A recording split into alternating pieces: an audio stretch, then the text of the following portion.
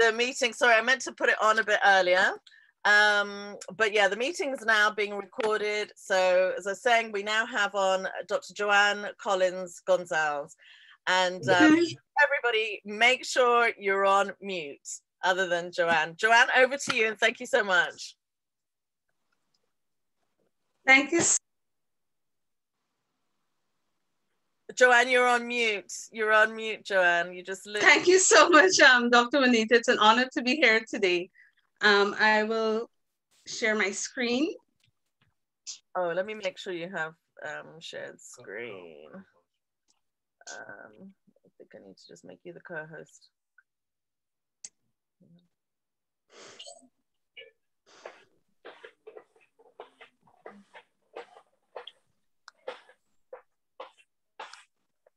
Yeah, there you go. You should be able to do it now.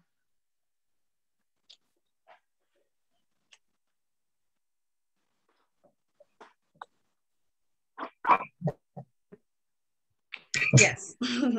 Great. Good evening, good day, everyone. I know it's different times and different places. In this brief discussion, I'll be focusing on the Portuguese in Guyana, and I'll be examining their arrival, culture, religion, and business prospects of those who ventured from Madeira, the Azores, and Cape Verde Islands from 1835. I'll be focusing on the contributions in the 19th century primarily. On the 3rd of May, 1835, 40 Madeirans arrived in Guyana on the ship the Louisabelle. Of those persons, 40 persons were contracted to James Alboy's plantation to work in Independence Linendal, while the other 20 Madeirans were assigned to R.G. Butt's plantation. The official records show that there were no more arrivals between 1835 and 1840. And on the screen here, I have a list of the first passengers who arrived. And I got this from the Archival Region of Madeira in Madeiran Archives. But let me take it back a few centuries. It is interesting to note that there are accounts of the Portuguese presence in Guyana long before the Madeirans arrived in 1835. Evidence of the presence of the early Portuguese settlers is visible on the island of Caicoverall. The early Dutch settlers found the ruins of a fort which contained an arched gateway, which bore the coat of arms of the Kingdom of Portugal. A second account of their presence was circa 1654, when Portuguese Jews ventured from Brazil and set up plantations in the Pomeroon in Guyana. Thereafter, I'll just go back to this, you can read this. Thereafter, there was a horrific period of enslavement of Africans which continued in the British territories until the passage of the 1833 Emancipation Act, which did not come into effect until, as you know, August 1834, and the beginning of the period of apprenticeship. It was during this time that the Portuguese were recruited to work on the plantations to fill the perceived anticipated lack of labor, which in reality was not needed as there was a large labor force. Please have a look at the scholarly works such as Capitalism and Slavery by Dr. Eric Williams, Britain's Black Death by Professor Sir Hilary Beckles, and in Antigua, there's a very good book by Natasha Lighthouse, Troubling Freedom. And in Canada, Afro Cooper's The Hanging of Angelique, and of course, the database, the University of College London database, The Legacies of British Slavery, among many other resources. It was therefore in this climate that the Portuguese were brought from Madeira in 1835. But why did they come? Madeira was experiencing harsh economic times. Most notably, among these factors were the hardships caused by the Portuguese Civil War of 1828 to 1834, the 1847 Madeira potato famine, and the grapevine diseases in 1851 and 1852, and in 1870. The 1851-1852 crisis was so devastating that only 15 of the 70 British wine trading companies survived. In the 1850s, emigration from the Cape Verde Islands coincided with the periods of hardship caused by the droughts and famine in that territory. Others fled Madeira in the 1840s to escape religious persecution, and later on, even more journeyed to join their relatives and friends in Guyana, some with capital to start businesses, and this continued throughout the 19th century and into the 20th century. Those who escaped religious persecution were part of the exodus of Protestants from Madeira. Dr. Reed Cali moved there in 1838 and started a Protestant church. Cali faced opposition from the Madeiran authorities, and his proselytizing of the Madeirans was not supported by the Roman Catholic Church. He was forbidden from practicing medicine in Madeira, threatened, and was jailed in January 1844 for 6 months. He subsequently fled with many of his followers to the Caribbean and also to the USA. There was a large group of Madeiran Protestants in Trinidad, and Dr. Ferreira has written quite a bit on this. Of the Protestant Madeiran Portuguese in Guyana, there are varying reports of the actual numbers of persons who landed in 1844. An 1846 report noted that 203 followers of Cali arrived in Demerara on the 10th of October of that year. Another said about 100 came, so it was a very small community. There was also clandestine emigration. Alberto Vera noted that between 1834 and 1852, the clandestine departures were double of the legal ones. So that's something very interesting to note. Therefore, in the early years, the Madeirans journeyed to British Guyana through various schemes, and in some instances, they paid their own passages, including the fees to migrate. Life on the plantations. Life on the sugar plantations for all estate field laborers was extremely harsh, and their living and working conditions were characterized by squalor. The resulting repercussions was that between 1835 and 1838, many of them succumbed to diseases for which they had no immunity.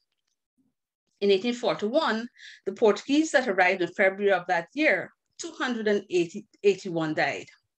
As a result, in March 1842, indentureship of Madeiran Portuguese by public expense was stopped after an investigation into the poor working conditions on the plantations.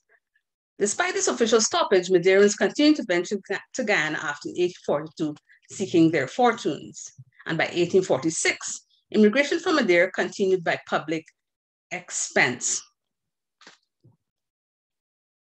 Portuguese in business.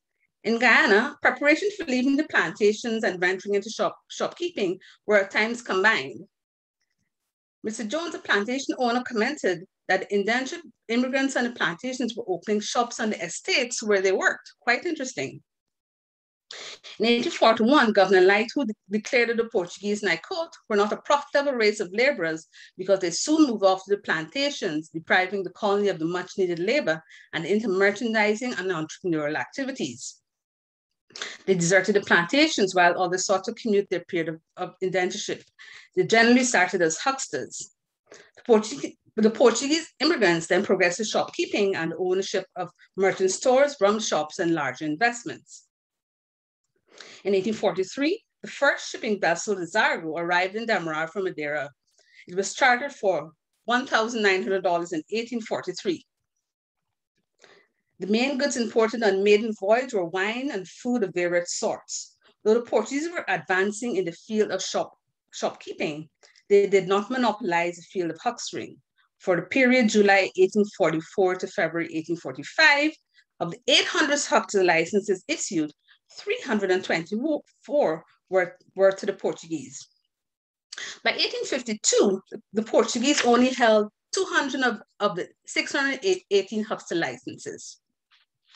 It was therefore in the areas of shopkeeping and merchant stores that they would make their mark.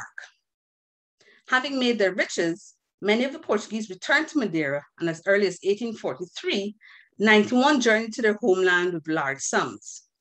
This trend continued, and in 1850, a ship stopped in Bermuda, and they noted there were persons who acquired considerable wealth in Demerara and were returning to Madeira to enjoy the fruits of their journey. In Madeira, these persons are called Demeraristas, and there's a whole other literature and research to be done on the Demeraristas in Madeira because they contributed tremendously to the economy in Madeira. As the Portuguese were not accepted into the white ruling classes, their success in business effectively placed them as a buffer within the hierarchy of British Guyana. And there's theory and a lot of literature on this by Professor Brian Moore. They diversified their businesses by entering into the felling of timber, ownership of sawmills, the production of chocolates, rum, and ownership of hotels. Portuguese and religion. In the 19th century, the Roman Catholic Church grew significantly with the arrival of the Portuguese laborers. By the end of 1839, 429 Madeirans had arrived, and by 1858, there were approximately 25,000 Portuguese in Guyana, and almost all were Catholic. On the west bank of Demerara, the Magnitude Church was established in the 1840s, and on the east coast, the church stations followed the expansion of the railways, which extended in Plaisance in 1848, to Buxton and Belfield in the 1850s, and to Clonbrook and Mahaica in the 1860s. Victoria followed in 1866 and Plaisance in 1870, and by 1931, there were 30,382 Catholics in the colony. The Christmas novenas in the 19th century were celebrated by the Portuguese immigrants at the Church of the Sacred Heart in Georgetown, and the Bendita Sagaias was sung in Portuguese. This was later changed to the singing in English. In the sphere of charity, many of the religious feasts were called festas, included a charitable component. It was noted, and I quote, that the Portuguese feasts are festas. One good thing was that some poor men would get a dinner and needy families were relieved, end of quote. This is from Professor Mary Knowles. In some cases, not only a meal was provided, but clothing as well. Catholic education and the Catholic Church of Guyana. With the increased population, many of whom were Portuguese, came the need for the education. As such, in 1847, the Roman Catholic nuns entered the colony and opened the St. Angela's School in the 1850s. Later, St. Rosa's, St. Philomena, and St. Ursula schools. In March 1857, the Jesuits arrived, and they opened the Catholic Grammar School, later renamed the St. Stanislaus College, a chosen school for Portuguese boys in Guyana, at which Portuguese was taught. You can notice that on the screen there, you'll see an advertisement from 1880, and it's in Portuguese. This is for the Catholic Grammar School, which was later St. Stanislaus College. And of course, we have photos of St. Stanislaus College, old and new, as well as St. Ursula's and St. Rose's, which was later subsumed into St. Rose's. The first groups of nuns to arrive in Guyana were Presentation Sisters from Cork, Ireland in 1841. Though a short-lived mission, they opened schools upon their arrival. By 1847, the Ursuline nuns entered the colony, 6 nuns and 2 postulants. They formed the St. Anne's Orphanage and the St. Angela's School in the 1850s. Later, St. Rose's, St. Philomena, and St. Ursula's schools were also formed and administered by the Ursuline nuns. The Sisters of Mercy first arrived in Guyana in 1894. In relation to the realm of education, they managed the Carmel RC School, the Sacred Heart School, and St. Winifred's. In 1923, they took over the control of St. Mary's in Georgetown, and they also admitted schools in Belfield and Henrietta. The St. Joseph High School and Salamar's Primary are also legacies of the Sisters of Mercy, while in the interior of Guyana, they serve in Santa Rosa and Northwest districts. Of the Madeiran Portuguese Protestant community, there are limited reports of the religious activities in Guyana, and this area needs a lot more research. In the early 1850s, it was noted that 90 Madeiran Portuguese attended a small church in Essequibo with a membership of over 100 persons. Of these, 5 were the original followers of Robert Reed Calley from Madeira, and one of them was taught in one of his schools in Madeira and was literate. Portuguese and culture. I'm trying to move this along very quickly. The Portuguese in Guyana in the 19th century strove to keep their own culture and not have it subsumed into that of the upper European class within the colony. This was in part due to the pride in their own culture, as well as a non-acceptance into the social circles of the ruling classes. They kept their language for the majority of the 19th century. Dramatic groups were formed as early as 1854, with the girls' orphanage being the recipients of funds received. Public concerts were held by the Vasconcelos sisters in the 1850s and 1860s. New bands were formed in 1876 and performed all over the colony. Another band was formed in 1892. The legacy of the Portuguese and music in Guyana continued into the 20th century.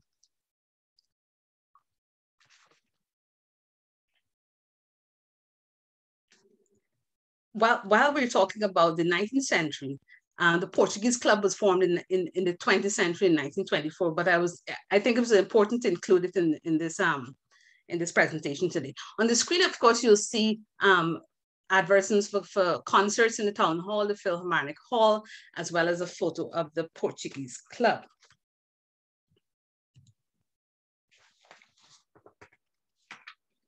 Gastronomical heritage. The Portuguese in Guyana in the 9th century often prepared their traditional dishes from their home countries. Historically in Guyana, as early as October 1843, the first boat from Madeira was chartered with consisting of wines, potatoes, onions, and a quantity of fancy articles. They were very proud of their culture and continued to prepare their dishes at home. The dishes that you have there on the screen includes garlic pork, bull de mel, bacalhau, red bean soup, milho, which is cornmeal, couscous, garlic soup with egg, cabbage and pumpkin soup, pickled onions, which is often eaten with garlic pork at Christmas. Bull de mel, currently bull de mel is generally prepared at home. It's not something that is commercially prepared. While malasadas, Shrove Tuesday pancakes are prepared on Shrove Tuesday before the period of Lenten fasting. So you'll see the first photo is bull de mel, the second is garlic pork, and the third is Shrove Tuesday pancakes. Historically, the Portuguese immigrants, in conclusion, historically, the Portuguese immigrants who ventured to the Caribbean in the 19th century, during the periods of economic and social strife in their homeland, sought new opportunities for themselves and their families. Immigrants arrived in the Caribbean legally under official immigration schemes with contracts of 1 to 5 years, as well as through private arrangements. Some skirted the official immigration ports and left Madeira through clandestine means. As a result, there are no precise numbers of immigrants. However, the official records of the British colonial authorities indicate the scale of Portuguese immigrants in Guyana in the 19th century. The third category of immigrants refers primarily to Madeirans who migrated to Guyana legally with the capital from the 1840s, a trend that continued into the 20th century. Within the sphere of entrepreneurship in Guyana, the Portuguese entered into business and experienced varying degrees of success. Ultimately, over the last 186 years, the Portuguese from Madeira, the Azores, and Cape Verde Islands have largely assimilated into the Guyanese society. There is still much more research to be undertaken, however. Such research would further explore the historical colonial records, document their experiences in the 20th century and the exodus away from Guyana, as well as record the history and experiences of present-day descendants of Portuguese immigrants domiciled in Guyana. And a little bit of extra information I'm going to share with you here. I found these in the official gazettes of British Guyana in England. The first photo, when they maintain contact with their homelanders, the Portuguese immigrants throughout the colony are hereby informed. This was in 1841. Letters to their friends would be taken directly. So there was a direct link to be made. And they also found this record of unpaid letters that they printed unpaid letters in the newspapers. And this included the names of the persons, their addresses, and where they're from. And there's a lot of this in the official gazettes, but I just decided to put this little bit here. So thank you very much. I appreciate it. It's an honor to be here to lecture today. And I also like to thank the St. Mary's University for their support. Brilliant. Thank you so much, Joanne. I think you must be the most on-time person I've ever had on Guyana Speaks. We're never very, yeah, we always, time is always very fluid as far as Guyana Speaks go. So I'm amazed you actually got that done right on time. Perfect. Thank you so, so much. Oh, you're welcome. It's an honor. Thank you. And just, you know, obviously we can't, everybody's still on mute, but it'd be wonderful if everybody just puts their hands up together to show thanks, so that you can see us on screen, our gratitude. Thank you. Joanne, I hope you're going to have time and you're going to be able to stay online. We'd like to do the Q&A at the end, but if you're short for time, we can do it right now. So it's up to you. Indicate whichever's easiest. I prefer the end. At the end. Okay, perfect, brilliant. So let's move on. I'm going to now, let me see if I can spotlight Salvador so that you can then see him. Here we go, wonderful. So welcome, Salvador. Thank you very much for joining us. Salvador was born and raised in Guyana and is often referred to as the Guyanese Wikipedia. His warm, friendly personality and extensive knowledge of Guyana makes him perfect for customer relations, and he is in demand for his captivating city tours. Salvador finished his schooling in England before returning to teach in Guyana. Later, he worked a 28-acre organic farm before moving to New York and managed an international textile firm. In 2010, Salvador and his wife, Andrea, returned to Guyana to manage Caranambo Lodge. Working in this remote lodge in the savannas of Guyana, they both became deeply involved with the villages and community tourism efforts in the Rupununi. In 2016, they moved to Georgetown and formed the product development team at Wilderness Explorers. Salvador moved into his current role in 2018. I don't know, did you give us this, or is this, Rod gave me this bio? I think it's from Wilderness. Oh, it's from Wilderness. Okay. But it's pretty accurate. It's pretty accurate. Okay, I wasn't sure how accurate we got there. So bring us up to date. Are you still with Wilderness Explorers then? Absolutely, yes. And I tend to do mostly the high-end guests that come in. I take them to Kiteshore. I was at Kiteshore two weeks ago. I love my job. I'm sure you do, and the rest of us are envious of your job. If I could do something like that, I'd love it. So anybody who's online, I know there's a lot of people here based in the UK, and of course we're joined by people internationally when we do these Zooms. But there's so much talk about tourism, and a lot of people wanting to go back and visit Guyana and go on holiday there. So this is your man on screen, guys. if you need any tourism advice. Maybe we should do one of these programs on tourism in Guyana. I would love to do that. We should definitely. Because there's a lot of things that people don't know about our tourism in Guyana. That's true. We did do one earlier on in the year, but not with Wilderness Explorers, and it would be really great to have you just to focus on actually what you guys do. So that would be fantastic. Yes. But Sarah? Oh yeah, Rod just wanted me to mention that we had Stacey Rahaman on last time we That's right. I remember that one. I joined in quite a few times. Okay. So let's start today, but maybe you could tell us a little bit about your own background, Salvador. I'd love yes, I think I wanted it. I was going to kind of do this in two parts. One part talking about the Portuguese in Guyana prior to immigration, and then also talking about my personal experiences. But I could do that first. It doesn't matter. Growing up in Guyana, for me, yes, we were Portuguese, or Portuguese, as we say in Guyana. Yes, I was a Portuguese, but we were more Guyanese than really Portuguese, because I think part of that also was because we were, I mean, when I went to Main Street School, the school was not Portuguese anymore. The same with St. Stanislaus College. There was everybody. All of my friends were everybody. There was no segregation, so to speak, as Portuguese, which tended to happen more with my African Guyanese friends and my Indo-Guyanese friends. They were more, should we say more, their culture was stronger maybe, there was more of them.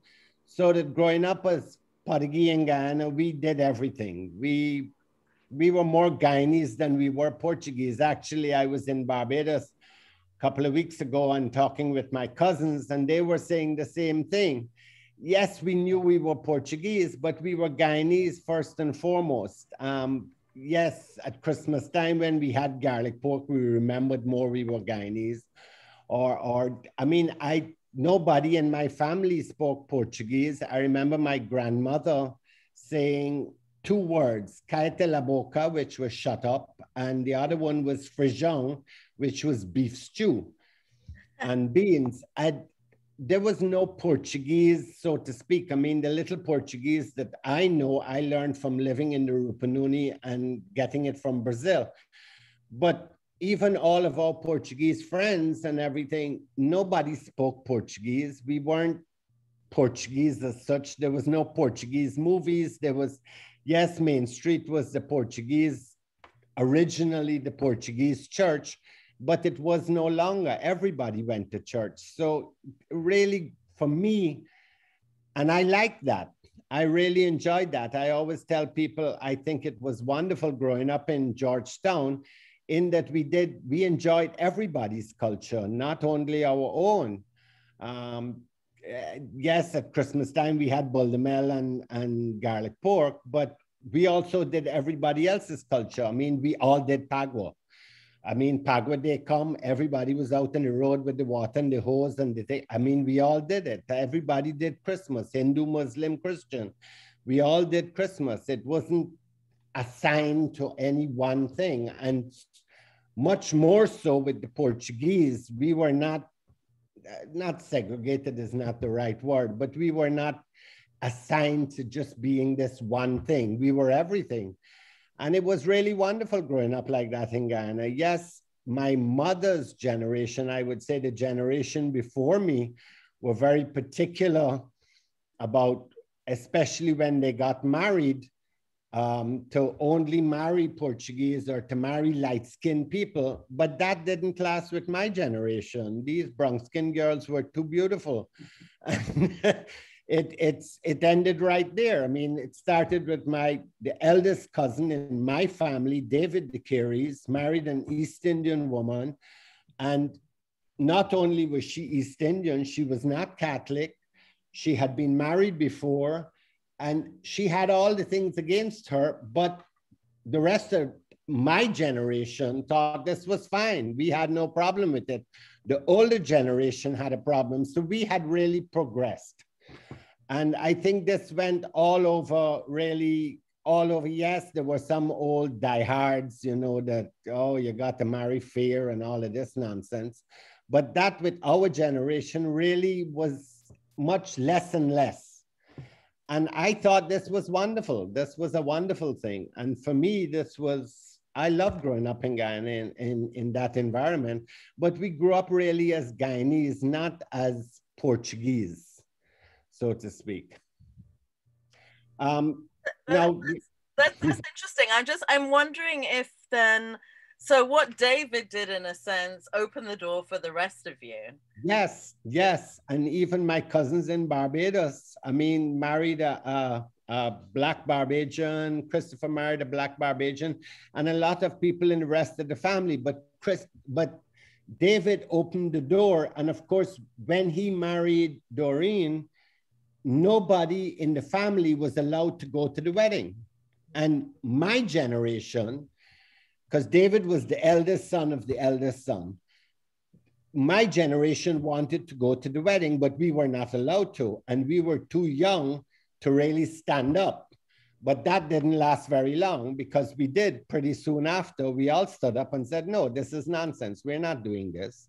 We're not following this path. We're Guyanese. All our friends, everybody in school, even at Main Street School, when you went to Main Street School, it was not Portuguese.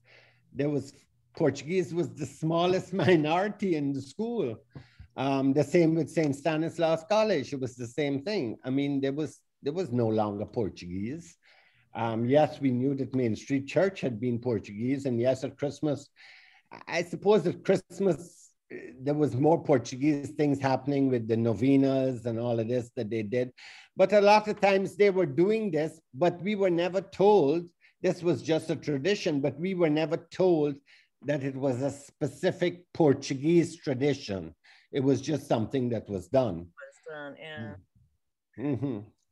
No, so that's interesting. I mean, would you say there were any standout rituals, you know, like 2 or 3 rituals from your parents' generation that you would attribute to their Portuguese heritage, other than the food? You know, I'm just wondering if there was any. No, not really. Not really. I suppose the church activities, yes. Because the Catholic Church, in particular the Main Street, you know, Sacred Heart Church, was originally a Portuguese church, and we had heard about that. And my uncle was a priest, and we were also quite connected to because a lot of the Catholic churches were originally started by Portuguese. My uncle was at Malgré too, and we were all baptized at Malgré too. Went over to Malgré too, but I didn't realize originally it was a Portuguese church until I just heard this. And also the church at Belfield that we used to go to, because we would go every summer, we would go up to Clonbrook and rent a house near the beach and live on the beach. And the church we would go to would be the Belfield Church. But again, I didn't realize it was a Portuguese church. Yes, there was some Portuguese around that we would notice. But it wasn't specifically a Portuguese activity. The church activities were just, this is what the church did. But, you know, the novenas and the Stations of the Cross at Lent and all of that. And of course, the Melisadish on Shrove Tuesday, we knew that was a Portuguese thing, but we shared it out. It was shared to everybody. It wasn't just only the Portuguese eat Melisadish, you know. And I still get Melisadish. I have a couple of friends here. Daphne brings over Melisadish every Shrove Tuesday. You'll have to explain to me, what is Melisadish? What is that? It's a pancake. It's a round pancake that's supposed to be a Portuguese tradition that is dripping in syrup. It is really not good for you, and it's a good thing that you only do it once a year. But yes, it's basically they do it on Shrove Tuesday. I suppose it's the last hurrah before you go into Lent. And all the fasting and all of that. And Lent, of course, for us also was a very big deal. Right. But again, we always associated it with being Catholic, not with being Portuguese as such. Yeah. You know, by the time I came around, a lot of the Portuguese things had just been assimilated, and it was just a Catholic tradition, not a Portuguese tradition as such, you know. So would you say that the clannishness, I would actually say the clannishness of a lot of Guyanese society, so you know, like the kind of the colored middle class in their one clan, and you know, the Portuguese in another, and everybody had their own little clans. Would you say that started breaking down maybe in the 1950s? Is that really when it starts to change? Yes. Okay. Yes. So absolutely. That's quite absolutely. I think it reminds me, there's a book, I don't know if you've read it, by Edgar Mittelholzer, The Life and Death of Sylvia. And it represents all the different, you know, all the different cliques and clans of Guyanese society in that early 20th century period. And that's when you get a real sense of how everybody kept in their little camps, but you can see it's beginning to break down. So I think it's very interesting what you're saying. And the professor was talking about them coming from Madeira and coming from the Cape Verde Islands and from Sao Tome, I think it was. Yes, that is true, but they also were short of wives. was one of the things, because one of the things I had learned as a child was my grandmother had very white hair, but she also wore the comb at the back of the hair and the mantilla, and of course went to church every single day.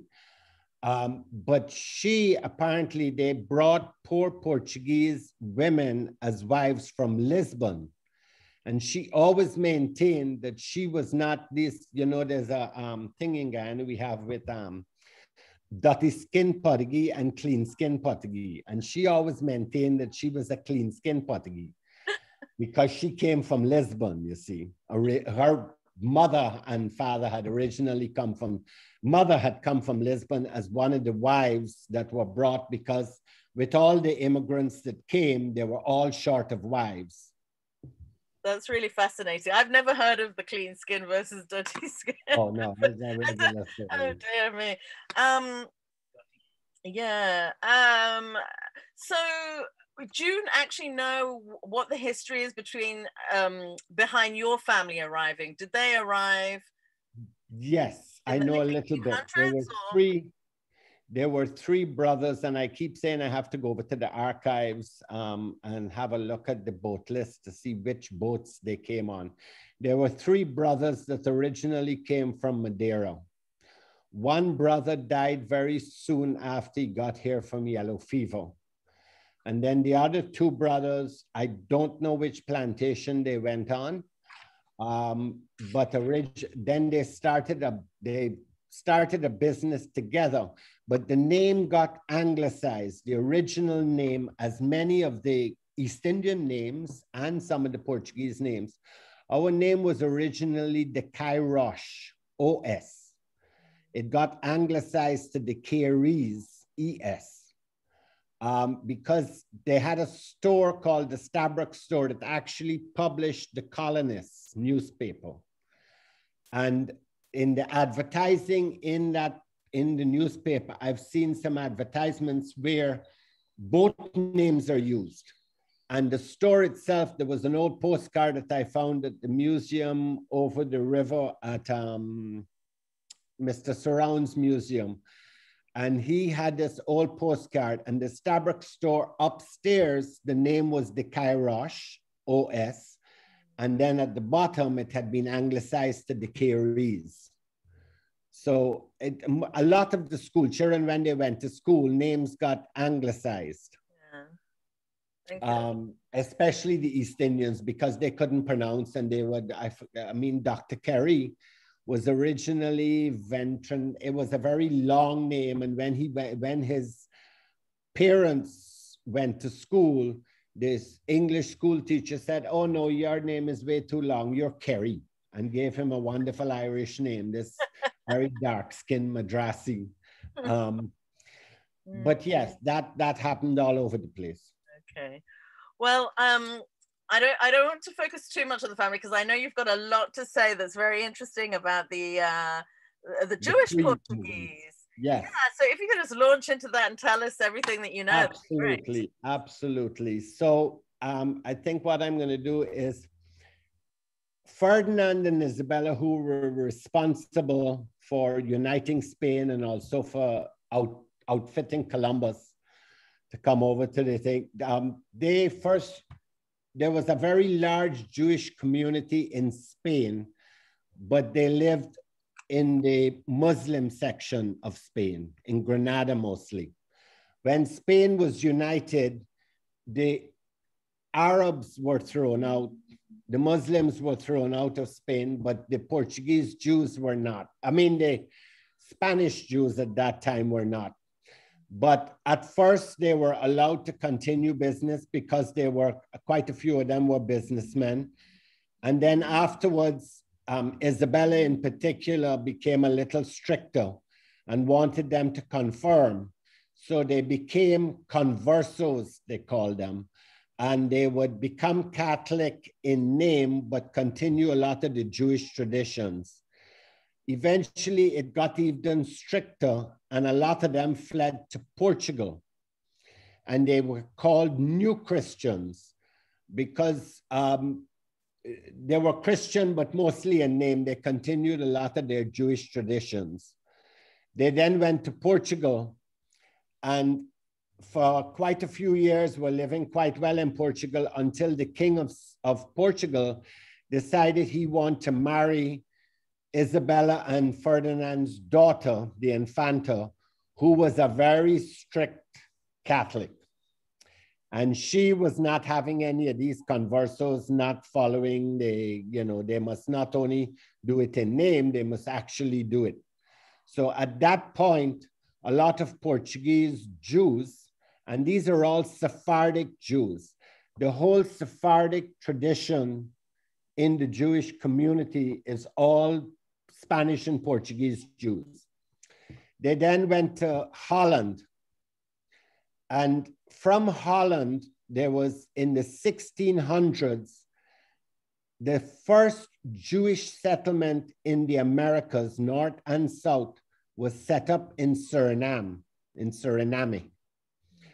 Up the river, there was a large community of Sephardic Jews that started there 1630s early on. And it was quite a large community. So much so that they also had a synagogue in Paramaribo and a large synagogue further up the river. I didn't know about all of this until I went to Suriname and I went to visit Joden Savan, which is the Jewish community up the river. And there's an enormous cemetery, I would say at least 500 tombstones that are lying flat on the ground. These black marble tombstones that they brought from Holland. After they died, they would get these tombstones from Holland. And I was very surprised at the names. There were so many De Souzas, De Freitas, De Costa, Fernandes, all of these names, but a lot of DEs. I was looking to see if I could find a De Caires. I don't think I looked at enough names, but I'm sure it's probably there somewhere. But I didn't find it. And I was like, but wait a minute, what is this? And so I started to check into it. And I discovered that the Pomeroon settlement was also originally settled. So there were two waves of Portuguese that came to Guyana. The first wave that actually came not as laborers, but as immigrants, as settlers. And there was quite a few of them in the Pomeroon, and also in the 1600s, when the Dutch lost their possessions in Brazil, in Pernambuco, in Bahia, and that whole area, quite a few of those Portuguese, who were mostly Jews, also came to the Guyanas, to Paramaribo, which already had a Jewish community, and also to Guyana, mostly in the Pomeroon area, because one of the things that the Dutch West India Company wanted to do was to trade with Spanish America and Portuguese America. And so their bright idea was to set up these colonies and settlements in the Pomeroon that could open trade, and the Moruca area open trade with Spanish Guyana, which of course at that time was the Orinoco, because originally there were 5 Guyanas. There was Spanish Guyana, which was the Orinoco area, British, Dutch, French, and Portuguese Guyana on the other end between the mouth of the Amazon and French Guyana. That became part of Brazil. Spanish Guyana became part of Venezuela. But these settlements were attacked by French pirates a couple of times, and it kind of decimated, and then they came back and they rebuilt the settlement and it was attacked again. But they continued because Gravesande mentioned in quite a few of his dispatches, Jewish settlers that were up the Cayuni. Also, there was a fort all the way up the Cayuni, because his papers are very interesting. When the British were dealing with the whole boundary position thing, they took all of Gravesande's papers and translated them into English to use as proof. And they're available. And he mentions quite a few Jews. So there was that whole Jewish tradition, Jewish Portuguese tradition throughout Guyana, in quite a few places, especially in the Pomeroon and Essequibo area. Later, Demerara, remember, even when Gravesandi started Demerara, there were always more British plantations than Dutch. And even so, when it was the uprising in 1763 in Berbice, it was the British sending troops from Barbados that helped to secure Demerara, even though Demerara was still Dutch at that time.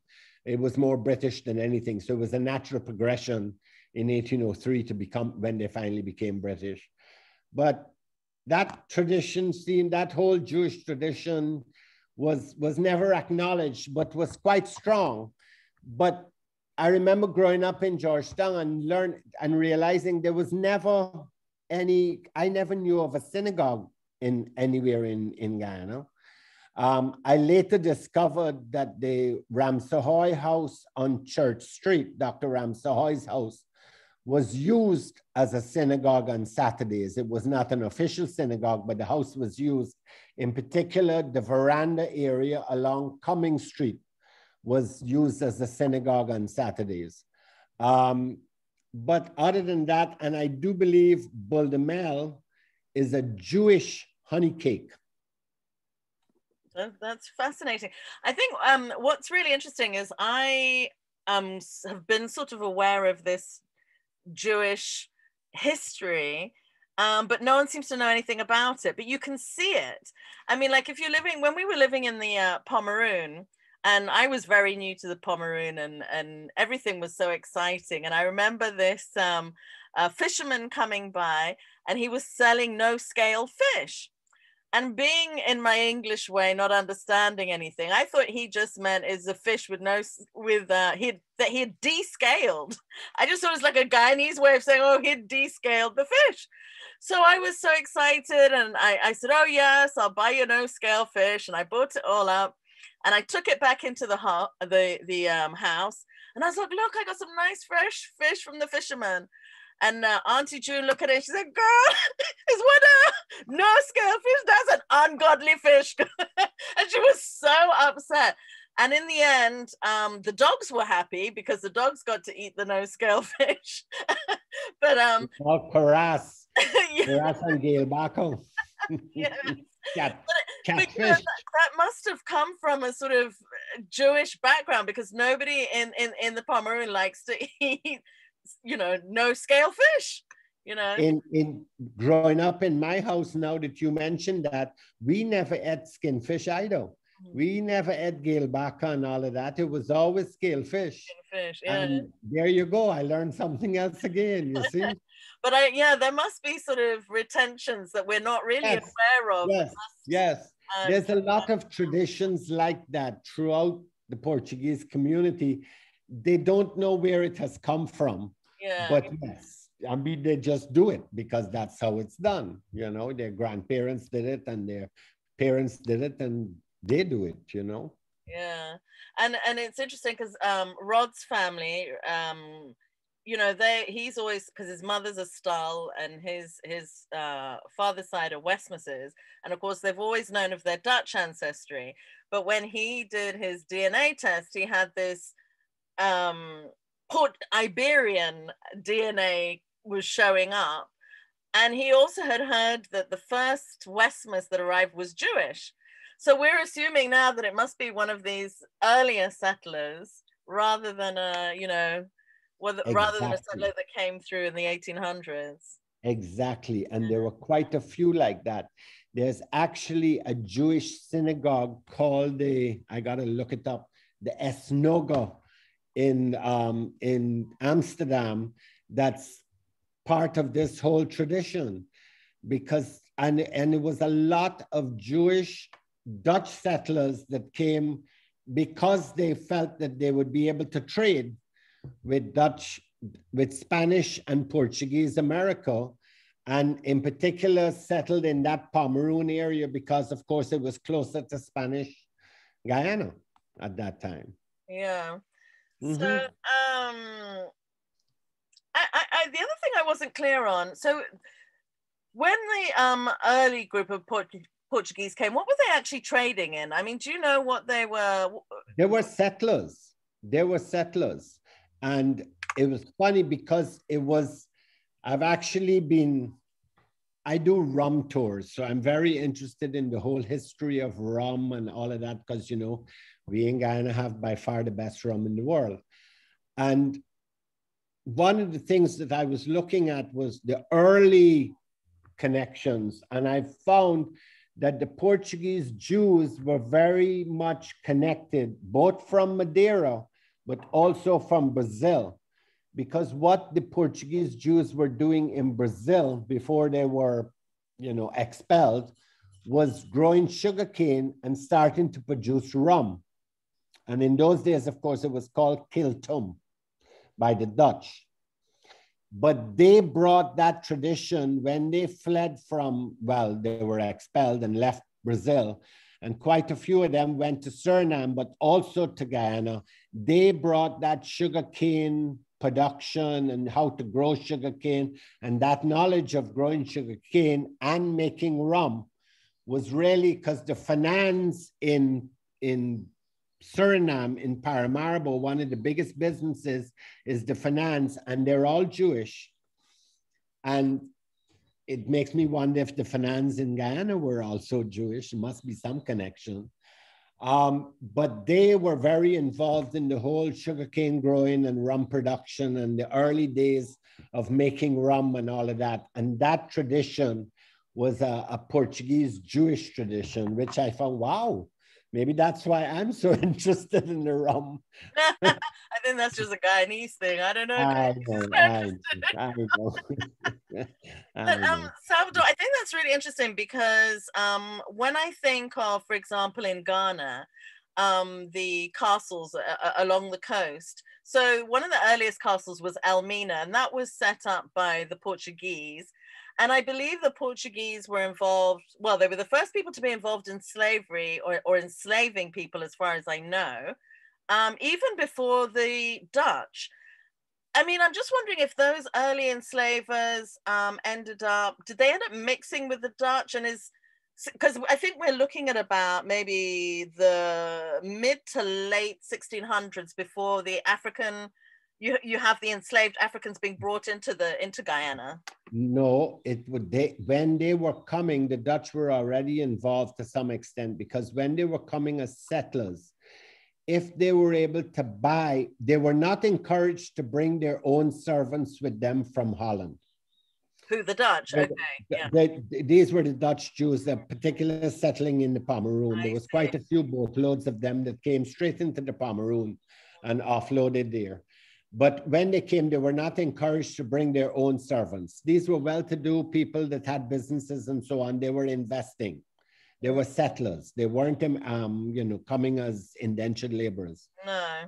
And when they got here, if they could buy 2 slaves with cash, they were then given credit to buy 2 more.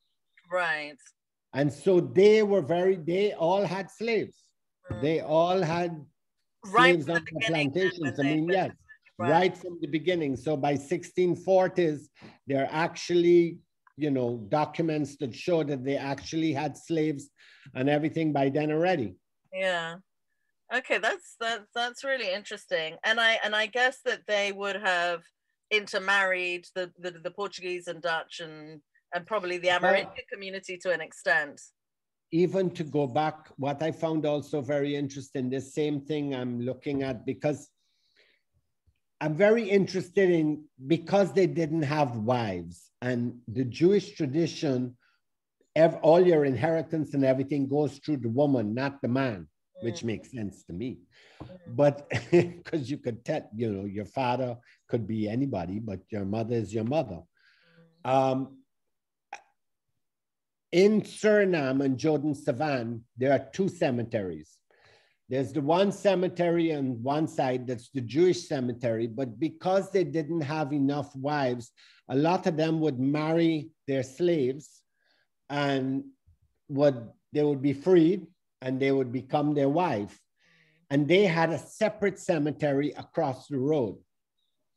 And they didn't have marble slabs on the ground. They had wooden things, which a lot of cases have fallen apart. But all of those descendants, for example, at the synagogue in Paramaribo, which I must also mention that the synagogue in Paramaribo has a sand floor. And it's one of 5 synagogues in this area that has sand floors. Part of the reason for that, of course, is during the Inquisition, they couldn't listen at the door and tell how many people were inside. But it was also a fire hazard, because on the day what had happened to the synagogue in Paramaribo, one of the original synagogues, was a candle had fallen over, but you're not allowed to do anything. It's a day of rest. Mm. On the Sabbath, you're not allowed to do anything, and they were not allowed to pick up this. You couldn't pick up the candle and put it upright.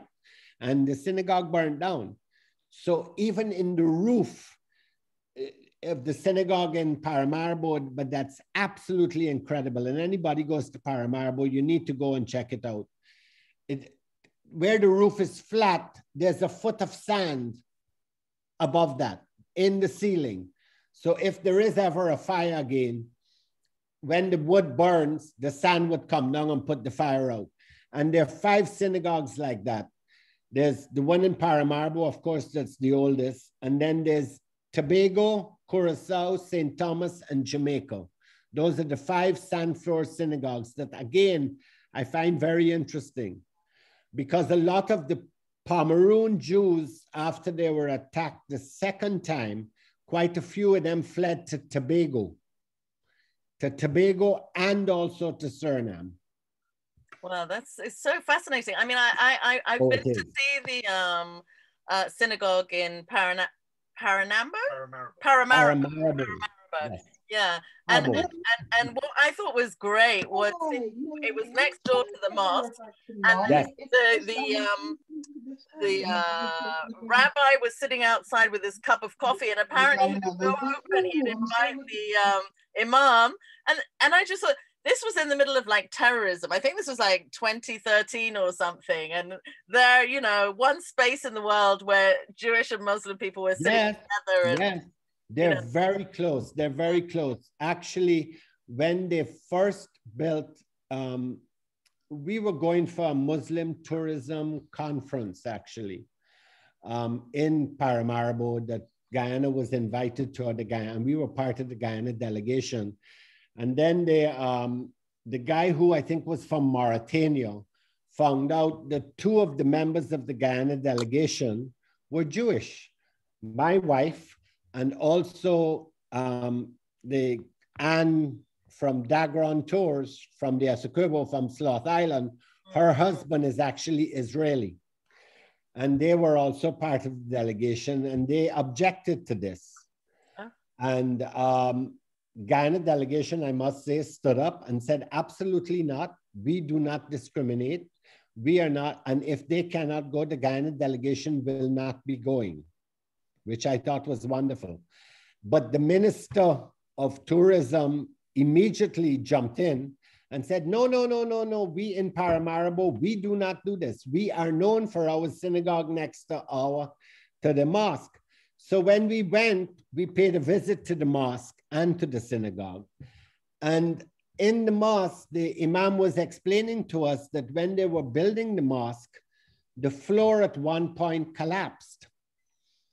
And it was Mr. Finance, one of the prominent members of the synagogue next door, that provided a loan and provided money for them to build their floor and drink. So he says, you know, these guys across there and pointing through the window, they're our brothers. Yeah. There's no difference between us, you know. And yes, religion and all of that, but show me in the Quran where it says that they are not, you know, that the Jews are not, we are not supposed to be friends with them or anything like that. Show me. Yeah. And this guy from Mauritania, and these are a couple of other people that were on the delegation, Indonesia and so on, said, no, it's true. There's no way. And he said, no, they are our brothers. And that's how it is. And it's wonderful to see. And it's even during the war, the Muslims helped a lot of the Jewish people escaping from Europe at that time, they provided homes and help and everything. And when they went to pay back for their floor, Mr. Finance refused to take the money, and he said, absolutely not, it's yours. Well, I have to say, that's a wonderful story. And, you know, we need a bit more of that in life, I think. Yes, yes, yes. Thanks for sharing that. I think I'm going to round up there. We're going to have a Q&A afterwards. So I've got lots of questions in my head, but I just want to make sure we get everybody in. And while you're on, I'll just mention that Wayne McWatt, if people haven't noticed, has put in the chat an amazing photograph of the of Paramaribo, you know, with the mosque and the synagogue together. It's a stunning photograph. So have a look at it in the chat. And there's a lot of conversation going on there, which is great to see. But yes, thank you so much, Salvador. And no problem. Lots of thanks from me and the audience. Perfect. I'm going to move now to Bruce. Let me see if I can find Bruce. Bruce Nobrega, where are you? Somewhere. Here you are. I want to just make sure you're on a spotlight. Participants, here we go. Won't be a second. Spotlight for everybody so that everyone can see you. Bruce, thank you very much for joining today's program. You're normally in the audience, so it's great to tug you over to the other side, albeit reluctantly. I was when I first tried to set up this event today on Portuguese, I have to say it was very difficult to find people to talk. I guess a lot of people camera shy as well, so I don't blame them. But Bruce, I know you're very much a cook up rice and have lots of different ancestry. Can you just, I'm going to just very briefly explain your bio. Obviously, you were born in Georgetown in Sir Brianville, and but you've lived in the UK since 1969. And yeah, 69. 1969, so nearly 52 years, or just about. And you became a quantity surveyor working both in the kind of private and public sectors before eventually setting up your own business. But I think you had many amazing years in Guyana as well, going into the interior and exploring the interior, because you're always telling me some fascinating stories about that. But can you tell me a little bit about your family background and where the kind of Portuguese comes in? Oh, well, I'm going to be so uninteresting after hearing Joanne and so with their stories, you know, their fonts of knowledge. I am Portuguese in name only. I'm really 100% Guyanese. I've got lots of things. The Portuguese DNA did say I was 33%. I won't worry about that. I'm Guyanese. But Bruce, it's not very clear. There's some echoing going on in there. Why would that be? Why would that be? What must I do? Maybe, have you got any headphones? No, I don't have headphones on here. Okay, well, we'll just, where is the speaker in front of you? Very close. Please, they're getting an echo on this. How do I change it? See if it works. What do I do? She asked if I have headphones. Is it headphones would have caused the problem? No, but I want to say it doesn't have an echo. Here. Well, what's that going to do? Bruce has two devices open. Hello? That could cause the echoing sound. Oh, did you hear that, Bruce? You might have another device open, which means you get the echoing sound. No, I didn't. Like your phone or...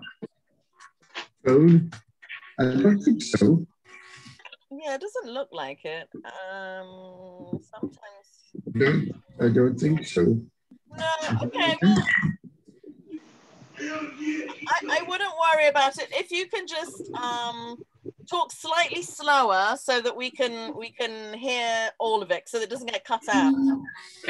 Okay. We can't see you now, by the way. Can't see you, sir. There we Right. go. We got you back. Yes. Yeah. So, can anyone hear me now at all? Or? Yeah, we can hear you. We can hear you well. Go ahead. Very well. Where was I? So you were just telling us you were Guyanese, not Portuguese. You were Portuguese in name only. Portuguese in name, but there are Portuguese aspects of things I know, like on my father's side is where the Portuguese. My mother was an artist on the real Afro side, and she wasn't interested in cooking or housekeeping. But my dad always, we ate everything. But basically, in my side, culturally came through the food. We didn't only eat Portuguese food, but my father would always tell us, this is Portuguese, and that is Portuguese. And he just wanted to eat things that he had as a child. Now, where do I start with this? So, but Bruce, tell me first, because it was your grandfather, isn't it, that was Portuguese? This is my grandfather. My father was from Portugal. Who went to Madeira, who left from Madeira with his two brothers. When I was in Madeira myself, with his two brothers to come to Guyana in 1895.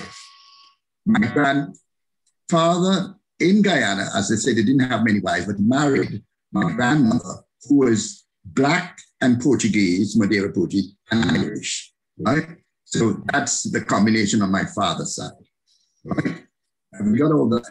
Now, I know about... I'm just going to share a photograph of him because I just think this is so cool. Hang on, let me just see if I can find it. You carry on talking. While you're talking, I'm going to try and find an image. As I said, I was not particularly concerned about looking for roots and all that because I feel I need to look forward. But Joanne de Freitas, who was married to John Simon de Freitas, and they used to own Centro Garage, and they now live in Madeira. She'd invited us when we met her at the St. Rose's annual dinner to come to Madeira if we want. All of a sudden, Pam Jardine calls me up and Eva Gomez asked me if I want to go to Madeira. It's a place I've heard about all my life. I said, yes, I'm always in for a party, always in for a fun. So we went there. When we got there, John Simon insisted, as we all had some Portuguese, to take us to the archives. There we spent a day looking through these dusty books. And there's where I found out about my grandfather. He was Julio Nobrega, Antonio. His brothers were Jose and Manny, and they went to Guyana in 1895. So they came after the emigration. They came as traders, and they opened rum shops all along the Clementine and selling various things. The shortage of wives meant my grandfather married this woman who was not really Portuguese, and they called her preta, meaning black, because the Portuguese could be quite Spanish. So, and they had 11 children, of which my father, Romeo Antonio Nobrega, was one. So that's how I happened to go to Madeira, happened to go to check this out. Actually, I did ask Simon and Diane if they would come in the program, but they haven't replied. Of course, they're in mourning. They haven't replied, but they would have been exact for here because they would show the arrival. They came from 5 generations in Guyana, and now they've gone back to Portugal. They came with the arrival, and they left with the exodus, I would say, in the 70s, 80s. Anyhow, they're not here. So what can I say? Well, as I said, the Portuguese aspect, apart from going to Main Street of tell me what they did. So you're saying when they came in 1895, they didn't come as indentured servants then? They actually came with money to set up businesses? I don't know where they got the seed capital to set up businesses, but I knew they became businessmen, right? I don't know how they got it, Do you know what type of work that they did? What sort of businesses did they do? They had mostly rum shops. Well, okay. And dry goods shops. A lot of it was along the Quarantine. So they were really selling to indentured people who worked out there. They lived in Georgetown, had a lot of property in Georgetown. But the businesses were these rum shops. I don't know how they got the seed capital. I never really looked into it. Never heard much talk about it. But so when your grandfather married, so you're saying your grandmother married a woman who was, did you say she was Irish? She was Irish African mix? No, she was Portuguese, Madeira Portuguese and African. And African, I see. And had either married or had children with this Irishman, right? My granny's daddy was an Irishman. We always knew that, yes. First engineer of the waterworks in Guyana. Anyway, that's a different story. That's not about Portuguese, but that's what she was. She was mixed, right? But the Portuguese Spanish, they called her preta because they were quite preta meaning black, right? So anyway, they had all these children, and my father was one of them. And my father's aunts and my father always made sure we ate everything that was Guyanese, but we did have Portuguese stuff. And I'd like to say, we had the Portuguese pancakes on pancake day with a little thing, sandwich or what it was called. And I'd like to know the legacy of Portuguese, apart from some street names and the DNA and a lot of the population, although they might not mention it. But the legacy is a lot in food because the Portuguese had the cake shops and things like patties and pine tarts are not English Guyanese. They are Portuguese Guyanese from the cake shops. Even guava cheese. They did guavas in Madeira, but they made it with canes, a fruit like a pear. And that's what they sold.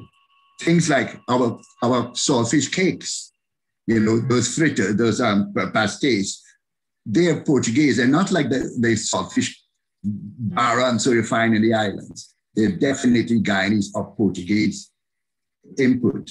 We had escaviche fish, we call it escaviche fish, but that didn't come into our food chain in Guyana. Other things, I mentioned garlic pork, of course. That's national. Boule de mel, we used to have that. Boule de mel cake, but that's didn't come into the mainstream of the Guyana cuisine, but mostly. Is this, so tell me a bit about this. I've never had this boule de mer, and you were saying that it's not very popular now. Honey cake. It's not very popular. I saw it in Madeira when I was there being sold, and I bought it. I got the recipe there, I never did it. My aunt, Margarita, she gave me that recipe. And it's so complicated to make. And when it's fresh, it's nice. But then when it gets staler, it gets hard and you got to steam it. Oh, it's like a lot of work. I don't particularly like it, but it's one of the things. Funny enough, the Portuguese that went to Jamaica were a very small amount. They use that. The Jamaicans love it. They call it bulla cake. But it is from the Portuguese. Oh, that's interesting. They use escaviche fish like if it's their own, but it comes from the Portuguese. That's very interesting. I don't know if you know, but the British Library were collecting recipes from people from the Caribbean diaspora of things that you can remember when you're younger. So you might want to share that recipe with the British Library. Yes, you can have it. You can have a copy. Yeah. Auntie Margarita's handwriting. That's what she gave me. Yeah. Yes. And of course, garlic pork is like a Guyanese tradition at Christmas. And I had it in Madeira, and it's not as nice as ours. Perhaps we've added to it. A bit like the curry. Yes. He's always had the best curry. Yes. So tell me, were there any other traditions in your, like, was the family Catholic, or were people, did people go to the Catholic schools rather than? My father's generation did, right? His big brother did go to Saints and then eventually went to Queen's College because he wanted to do medicine. That's Uncle Julie in Holland. But they all went to Catholic schools. I didn't. All my cousins who are real Portuguese, they went to the Catholic schools. And on my mother's side, there were strong Anglicans. My father was a canon. And thought that God was God. my father would drag me off at Christmas to go to Novenas at Main Street. But as far as, and you know, the church was the nucleus of the Portuguese. Yes, I think that's what it didn't impact on me so much, right? Except the thing that impacted on me was really the food, right? The pumpkin soup, you know, all that. I knew basically was Portuguese thing. Okay, well, but we did have curries, we did have fufu, we did have metem, we had everything. You had everything, right? Yeah. So it's really interesting. Cool. It's definitely that kind of mid 20th century period. Everybody just starts really creolizing, you know, quite quickly. It's interesting. So right. your sound is a little bit dodgy. I'm not going to put you through any more pain and answer more questions. I can't tell why that is. Yeah, don't worry. It's Zoom. Zoom's sent to test us. But what I'll do now is I'm going to move, I think, to Maggie. But if anybody has any questions for you later on, they can come and ask you some questions during the Q&A. But thanks so much for sharing the photograph of your grandfather. It's very interesting, especially the moustache. Fascinating to see the moustache there. But, and also just the clothes that they wore. You know, it feels, it kind of looks quite contemporary, really. I mean, it doesn't look necessarily. And those hats. So Edwardian. I think in those days they had to have a hat. But not as Edwardian. Yeah, but anyhow, so thank you so much, Bruce. Really appreciate you. That's okay. Right. And take the spotlight off. And now I'm going to try and move over to Maggie, if I can find Maggie. Maggie, you there? Let me just come out of stop share as well, so you don't have that.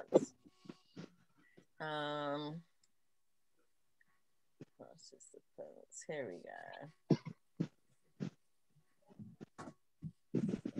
See if I can find Maggie. Here we are. I think I have got Maggie. Hi, Maggie. You just need to unmute. That's it. But I'm just going to read your bio first. Maggie was born in Guyana and has lived in the UK since 1971. She has a BA in African Caribbean Studies and an MA in Post-Colonial Literature. She was awarded the Guyana Prize for Literature 2000 and 2014 and was the Caribbean winner of the Commonwealth Prize 2014. She has published 6 books of poetry, a memoir, and 3 short story collections. Her latest book of short stories, I think, if I'm up to date, is Writing on Water, set in 2017, and new poetry on Watching a Lemon Sail the Sea, and I almost got the title wrong there, which was published by Cane Arrow Press in 2019. She has worked for Kent Arts and Libraries, taught creative literature for the University of Kent, and was International Teaching Fellow at Southampton University. Her poem, Lit by Fire, was commissioned by the BBC for the National Poetry Day 2016. And her poem, I'm not even going to try and pronounce it, Places of Stones, is part of the Outer Bounds project and was included in a Windrush exhibition. I don't know how many of you saw it, but it was at the British Library in 2018. So welcome, warm welcome, Maggie. Thanks so much for joining. Thank you so much. Thank you. I know you've got a Portuguese background as well, so I gather you don't know that much about it. So you're going to be reading from Kiskadi Girl?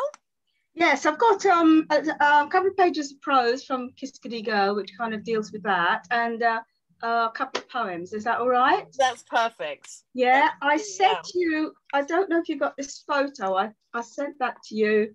Can you see it? Yeah, that's perfect from there. Is that so who are they? That's my great aunt, Angela. and her husband, Brian. And as you can see, she's Portuguese and he's African, he's Black. And they took over, they looked after my mother and her brother when her mum, Evelyn, died when she was just 5 months old. So they brought them up, along with a whole house full of other, what they call outside children, up in the quarantine. And she was a very spiritual woman as well, her and her husband. And they used to do healing and all sorts of things. And she used to belong to the Rosicrucians when she was younger. Fascinating woman. All I know about her is what I remember really, you know, and a little bit of research from my mum, and little bits of memory as she was there until all through my childhood until I left Guyana. Maggie, can you say something about the Rosicrucians? Was that something that the Portuguese brought over as well, or? I don't know if they did or not, but it was always kind of like hush hush, you know. And I don't really know what their creed is and whether they're still sort of going. But there's this mix of healing and prayers and spirituality in different religions, because she was also Catholic. Okay. You know, and they did used to heal people when they lived up in the quarantine in Berbice, you know, which seemed to be a combination of prayers and holy water and this, that, and the other. You know, these things work. Yeah, yeah. You know, it sounds very creolized as well. Similar. Yes, right. Yeah. So were they in New Amsterdam? Well, they were living in near Buxton, where a lot of the Portuguese used to live. And then when her sister died, they took the children and they went up to the quarantine and started a new life, running a shop. Oh, I see. That's what they did. So it must have been quite unusual with a mixed race couple, because her family didn't speak to her either, because she went off with a Black man. And they lived near Rose Hall in the quarantine. Okay. And brought the children up there. Yeah, so you had these little white-skinned children with in a lovely kind of mixing pot of lots of Indian people used to live in that surroundings. Yeah. What period are we talking about? Do you know what? Well, my mum was born in 1935, so it would have been round about then, because she was just 5 months old when her mum died. Yeah. So through the late 30s and 40s and early 50s. And then she married my mum off to my dad when she was like 17. Yeah. So that's another story. Okay, interesting. Right, shall I read you a little bit of this? Yeah, I'd love to hear it. Yeah, okay, this is Kiskadee Girl. This is a memoir I wrote growing up in Guyana. Villages like Buxton, Plaisance and Golden Grove contained a mix of New Guyanese as well as Africans. Racial terms like Douglas, colored, mulatto, and Potagee becoming part of our language. Buxton is where my mother and father were to grow up. I only know Buxton from passing through it on the train.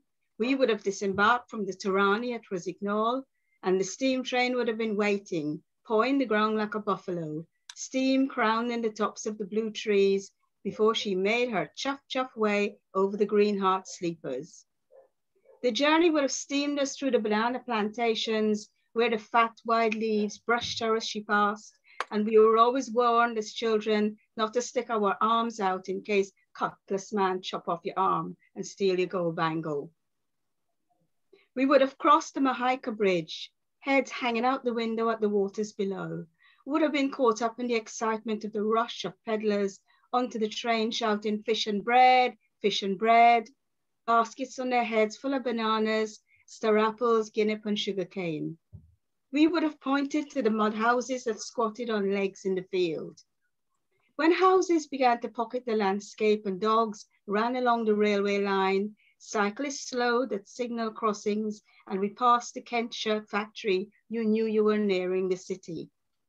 I can imagine my mother Evelyn sitting on one of those front porches, rocking her new baby girl, that brown-haired, brown-eyed baby. Her 2-year-old son, blonde hair shining, spins marbles in the yard. Every generation looks back and says, those were the days. Here too, everybody rub along nice, black, coolie, shiny. Everybody mannerly stopped by, got a good afternoon for you. There was a respect and everybody free to worship in their own church. But there is bad eye too and bad mouth. There is need for drumming and rosary and puja and jare. There are light-skinned women who always have food on their table, be it just fry bora, shrimps, or kalaloo, metaji, fufu, or saltfish. This woman walking babies on her front porch never had to rip her hands shredding cane or rubbing some white woman washing, some stain-up sheet over a washboard, an enamel basin under the slow froth of coal tar soap. This woman does not have to rise at dawn to make roti for a man who have to leave before cock crow and walk to the cane field or rice field, still heavy with sleep and arms aching to the bone. In somebody's memory will be the picture of similar white-skinned women sitting or standing on verandas. And how easy it is to say, white women ain't got nothing to worry about. I try to imagine my grandmother's Evelyn's own thoughts. Second best at the marriage post and the fourth in line to bear her husband's children. I was just waiting for you, my grandfather might have reassured her. I was looking for the right woman. Is she filled with the bliss of her babies and the love and full attention of her husband? Does she fit in easy with her neighbors, her church folk, wives who may or may not be the same color or standing? Or is her heart as hollow as a marrow-bone when her dog is done with it, missing a life whose alternative she can't quite imagine, but is hinted at the fine linen in her press, passed down from her mother Rosa, who had said come from a place called Madeira. Evelyn knows nothing about Madeira, only that she is inhabiting a space as transient as the breeze, as slimy as okra. Fatigué woman, hold your head high, eyes bright. Portugal have a history longer than a turtle's memory, girl. Wasn't it them who first come sailing up the Demerara? Wasn't it them holding on tight to the whole of Brazil, which when she first saw it on her map, a map her daddy had shown her, looked so big, British Guyana looked like a shrimp next to a whale.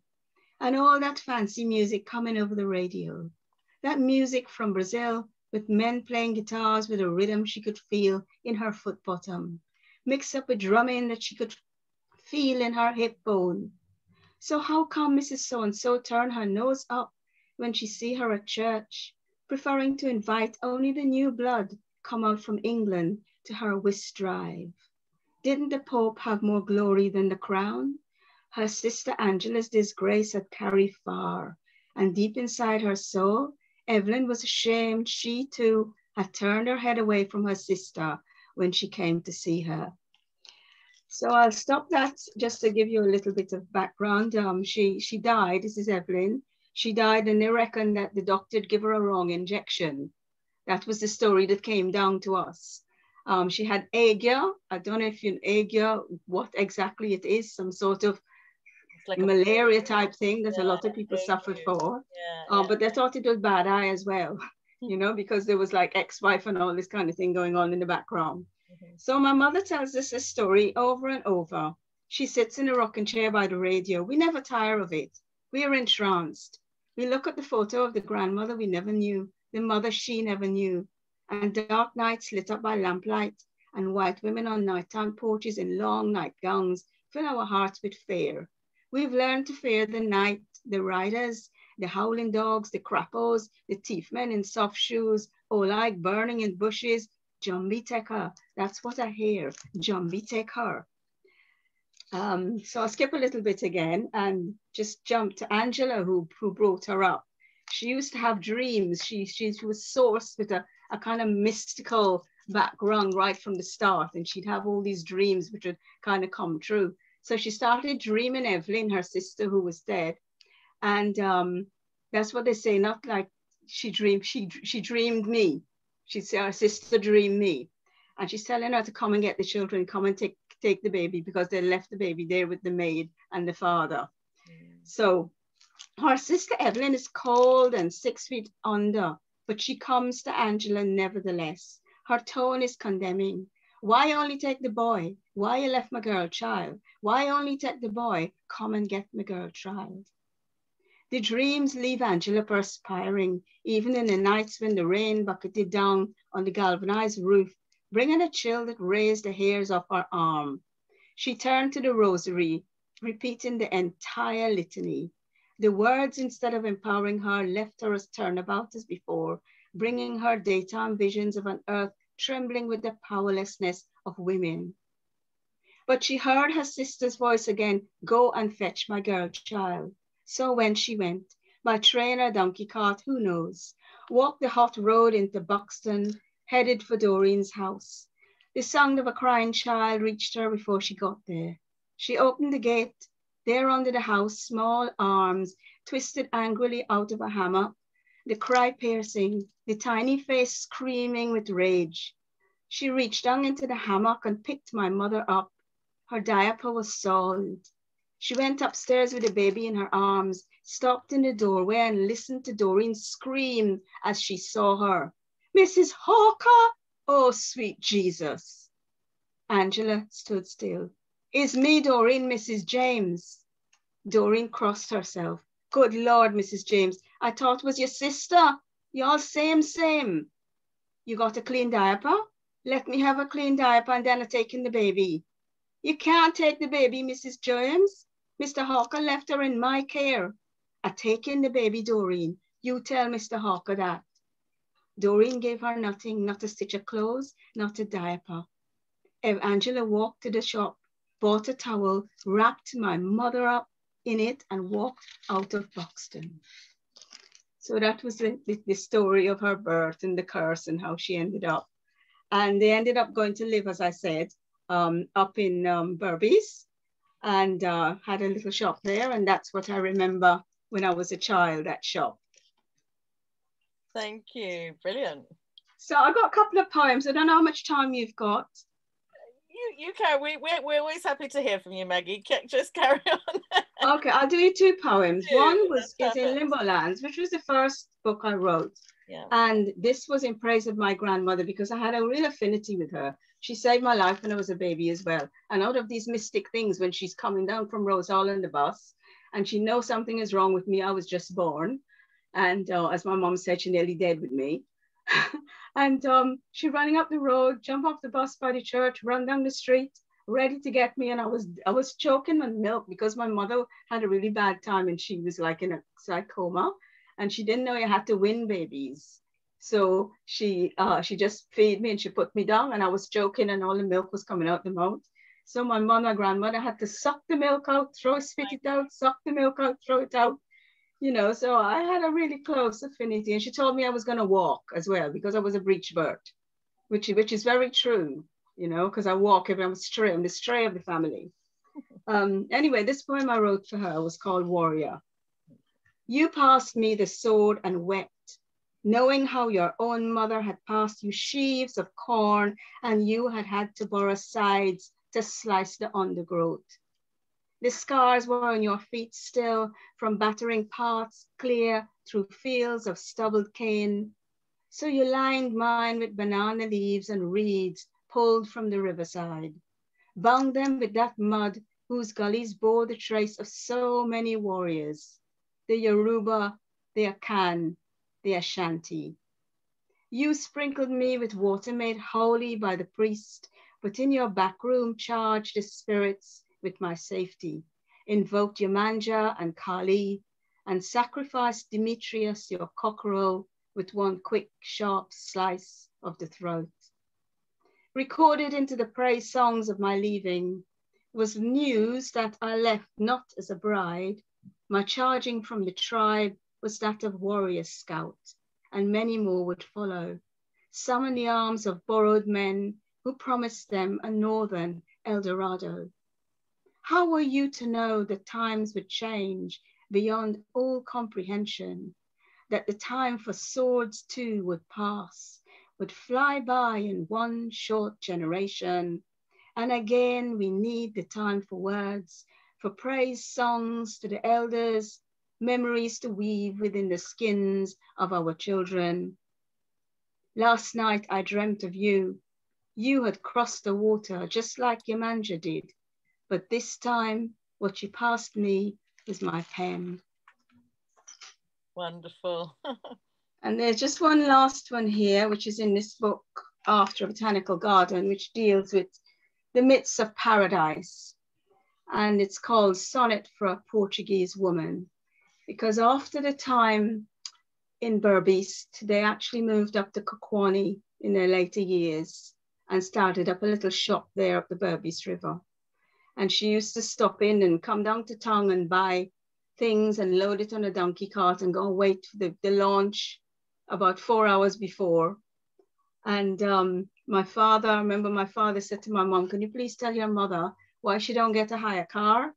Because, you know, she shamed me getting the donkey cart coming to pick you up outside my house because I'm a captain. Anyway, sonnet for Portuguese woman, for a Portuguese woman. You wouldn't have cared about ships or seas apart from the cargo that mattered. New Zealand butter, sardines, matches, kerosene. Wartime children were your concern. Oil-slicked, sugary children. Nappy-headed, dust-kneed, forming a litany from your mouth full of names. Angelina, Carmelita, Petronella, Machado, Mother. Rosary Blowmouth full of incantation and necessity, never speaking of that other harvest failing, that Bassas Madeira harvest, forcing farmers to become sailors and board ships where crucifixes rusted on color salt bones. No. Just gee up that donkey cart there and tell us tales of a mer woman washed up on some freshwater creek in Demerara with the know-how of transforming fins into feet. Thank you. Oh, Maggie, that was so rich. Thank you so much for sharing that with us. Thank you. Huge round from everyone. I'm sure everybody really enjoyed it. Thank you. I guess from here we go to kind of a Q&A. I've been following some of the chats on the side. There's a lot of conversation going on. So it says that Roberta Kilkenny raised her hand. Roberta, if you want to just unmute, you could ask the question directly. Okay, I have a question and Steve is with me. He has a question also. But first we want to say a special hello to Salvador. We haven't seen Salvador with a brown skin at all in our lives because we know him from New York. And that actually ties in with my question. When, in the political and social sense, when did the Portuguese become white? Because in the British Guyana census, they're always separated from the other white people. Yes. My uncle was from Prodroin and was a brown-skinned man, but referred to himself as Portuguese, didn't make a distinction between the two. And I'm just wondering when, you know, when politically and socially did the Portuguese become white? And I'll let Steve ask his question first, and then we'll mute ourselves and listen to the two answers. Yes, afternoon, everyone, depending on where you are. Salvador, good to see you, bro. You put on some weight, man. Question. Salvador, you were mentioning about the name Fernand's, and it's linked with sugarcane and rum. Now, Fernandez is the rum manufacturer in Trinidad and Tobago. Can you explain the connection? Because when I looked, it also links the Jewish ancestry going back to the 16th century. So could you link that up, please? Thanks.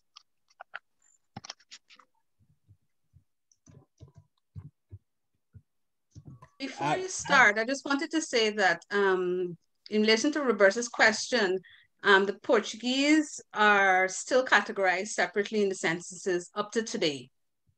So I just wanted to state that they haven't been separated in the official sense, and they're still Portuguese separately.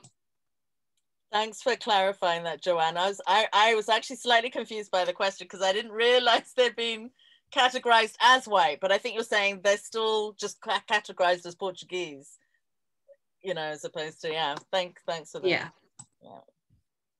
The and it's been that way since the 19th century.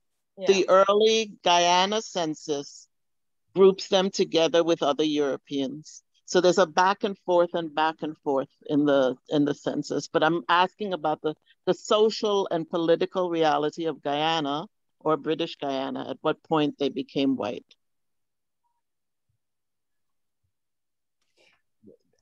Roberta, I don't think they became white. I'm sorry to disagree with you. When they refer to white people in Guyana, they never refer. The Portuguese was not part of the white people. No.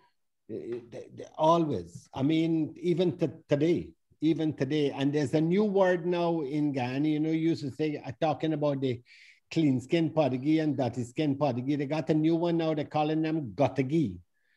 That is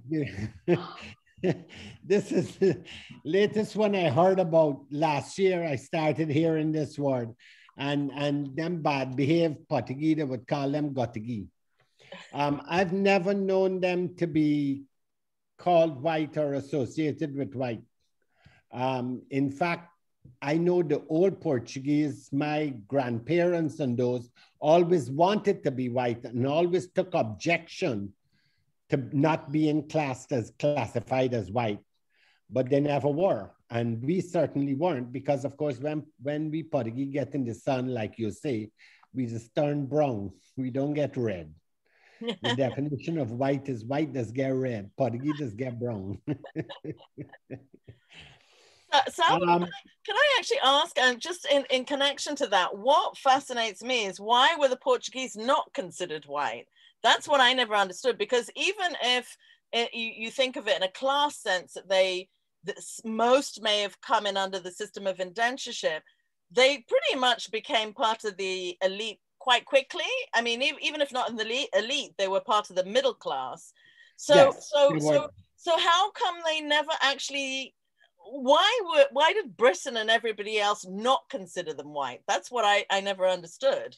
There you have it exactly. How do you keep the British keep their status then? How did the white people Anglo-Saxon arrogance. Yes, exactly. How do the British and the white people keep their status as being the overseers and the overlords if they allow immigrants who came as indentured laborers to be classified as white? They couldn't have them. Anglo-Saxon arrogance, that's all. Yeah, they couldn't have it. They couldn't have it. They came as shopkeepers, and they didn't consider shopkeepers really were not considered upper class, yeah.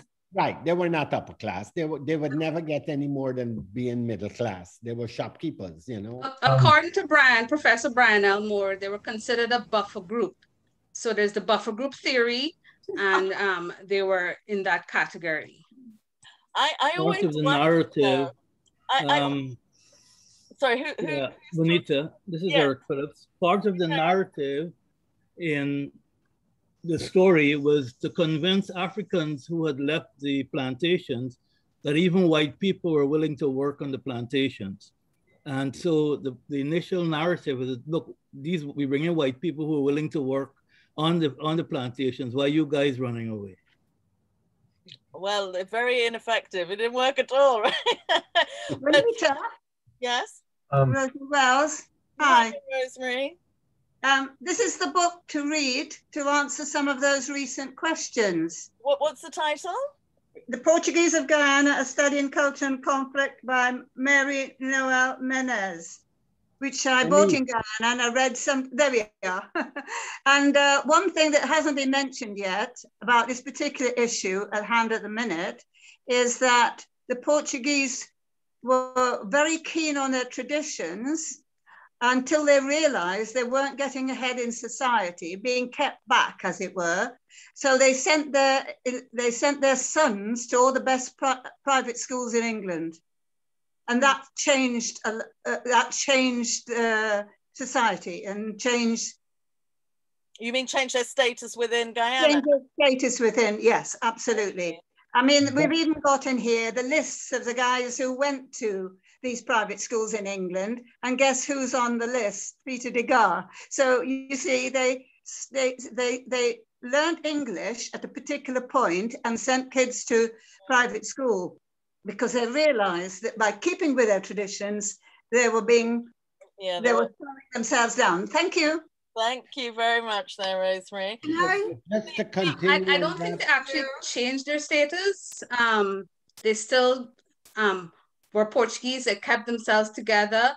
And even though they succeeded later on, they were still Portuguese and they were considered separate.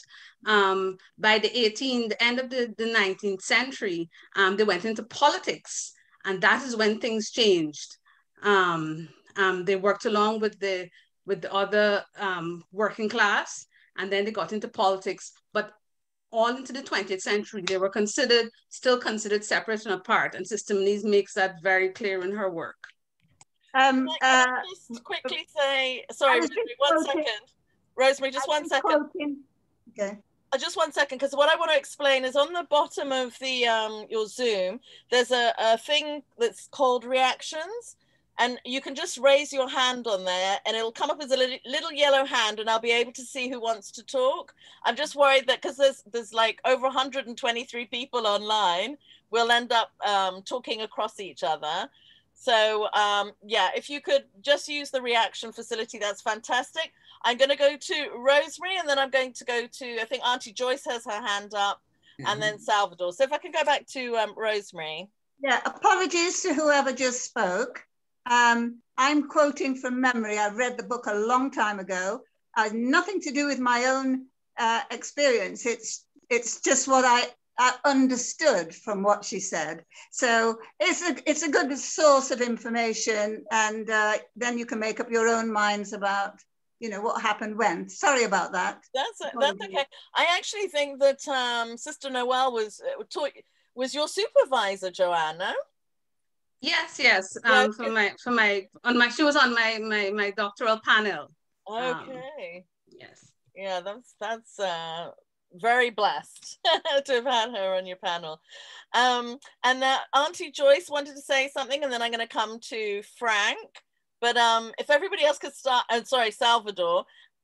And okay, Judith, great. I can see your hand there. So Auntie Joyce, you go ahead first. I want to share a memory, because what has not come out is the fact of the contribution of the Portuguese, let us call it culture, embroidery, handwork, and that kind of thing, and making lace. Does anybody know what tatting is? Yes. I don't. Anybody knows what tatting? Yes. I can tell you you're old, because young people don't know what it is. Yes. This is 1949. And I'm at the government training college as a student. And Julie is, let us call it, I hate to call her a maid because she was so lovely, but she was a helper in the kitchen. And to students, the kitchen was out of bounds. But you know me, I park my bicycle and I walk through the kitchen. And there is Julie in a corner, and our hand is going backwards and forwards. And I stopped and I said, Julie, what is that you're doing? She said, it's tatting, miss, it's tatting, miss. The Portuguese godmother will grow with land that you want for land. Translated mean the Portuguese godmother with whom I grew up. She taught me. And it was a custom like Portuguese would adopt young people, and you grew up. I went to school with two other girls who grew up with Portuguese godmothers. It was like a custom. She said, yes, the Portuguese godmother will grow up with land you want for land. I'll go to Fogarty and Barney, go straight. And I would go down to that pantry and sit with Julie, and she taught me how to tat. Auntie Joyce, I was speaking to you 2 days ago, and you said at school that they used to have different poems they would say for the different groups. You must remind me, what is the funny thing that they used to say about Portuguese? Head full of wax, 10 pounds of wax make 1 potax. Say that one more time. Portuguese potax, head full of wax, 10 pounds of wax make 1 potax. There you have it. There you have it. That's what we used to chant when I was going to school in the 1930s. I don't know what happened after that. 1930. To this day, I thank Julie. I thank Julie. Every time I pick up a tartan shuttle, I remember her. And I know that if I want to give somebody something special, they can't buy in any shop, I do a piece of tartan for them. Wonderful. Thanks for sharing that, Auntie Joyce. And I think they were very, I think this is the behalf of them, that the Portuguese had this kind of doing beautiful embroidery and making lace and things. There was a lady that used to be at Carnegie. She taught all the embroidery there. Thank you. I can't remember what her name was, but she was Portuguese. Yeah. Okay. Well, Salvador, I think you wanted to come in, and we've also got Frank and then Susan Alsop. I just wanted to a couple of things. I also wanted to answer Steve about the finance and the rum. Yeah. The other thing was, yes, we did get sent to boarding schools in England, and I think that our name was changed by the family. It was not changed by a school teacher. It goes back to the same thing with trying to anglicize the Portugueseness. And it went from De Caires to De Caires. I think it was my grandfather or my great-grandfather that changed it. I don't think it was changed by an outsider. I think it was the family itself that changed it.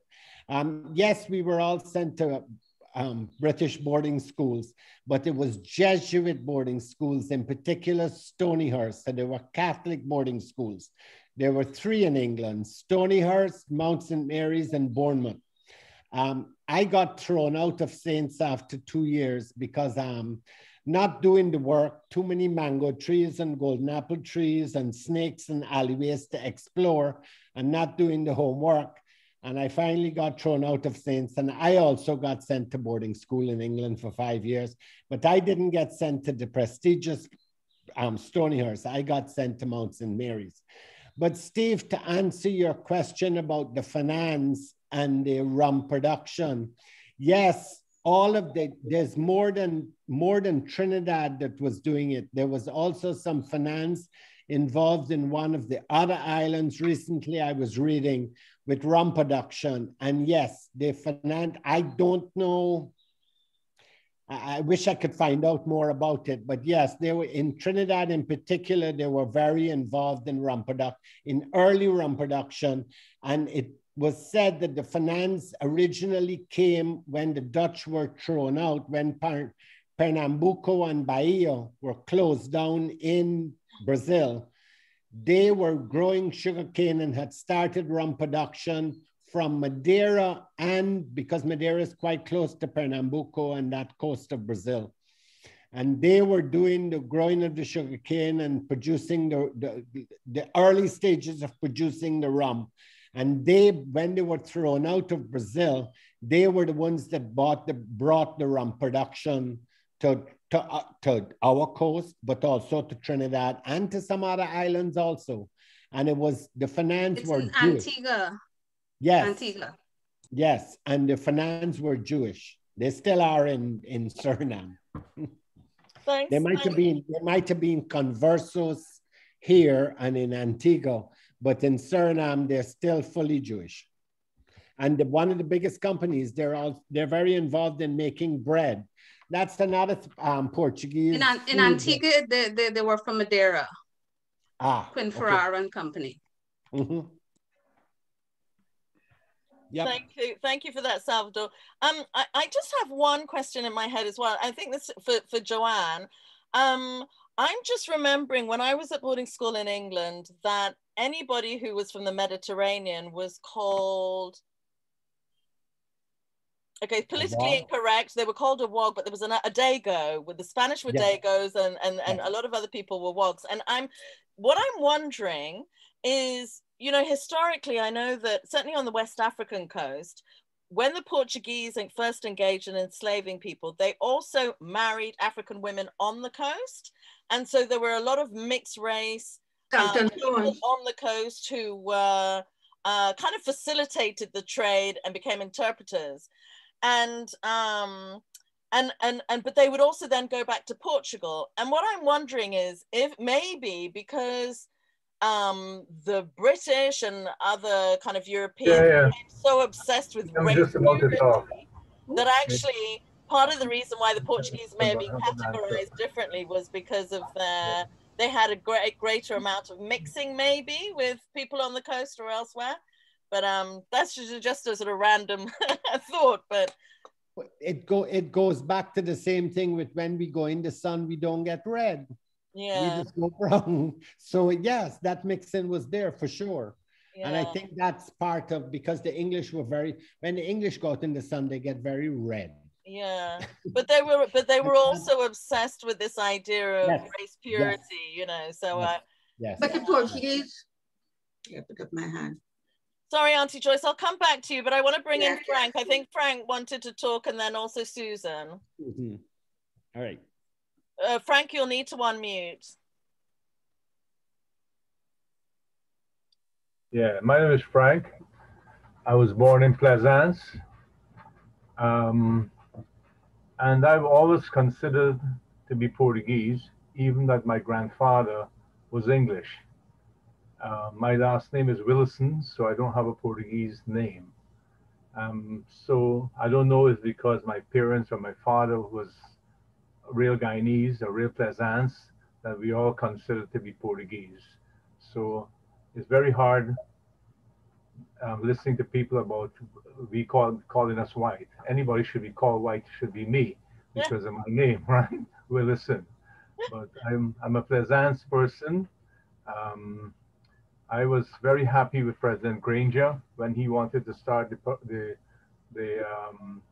Guyana Portuguese, start honoring Portuguese.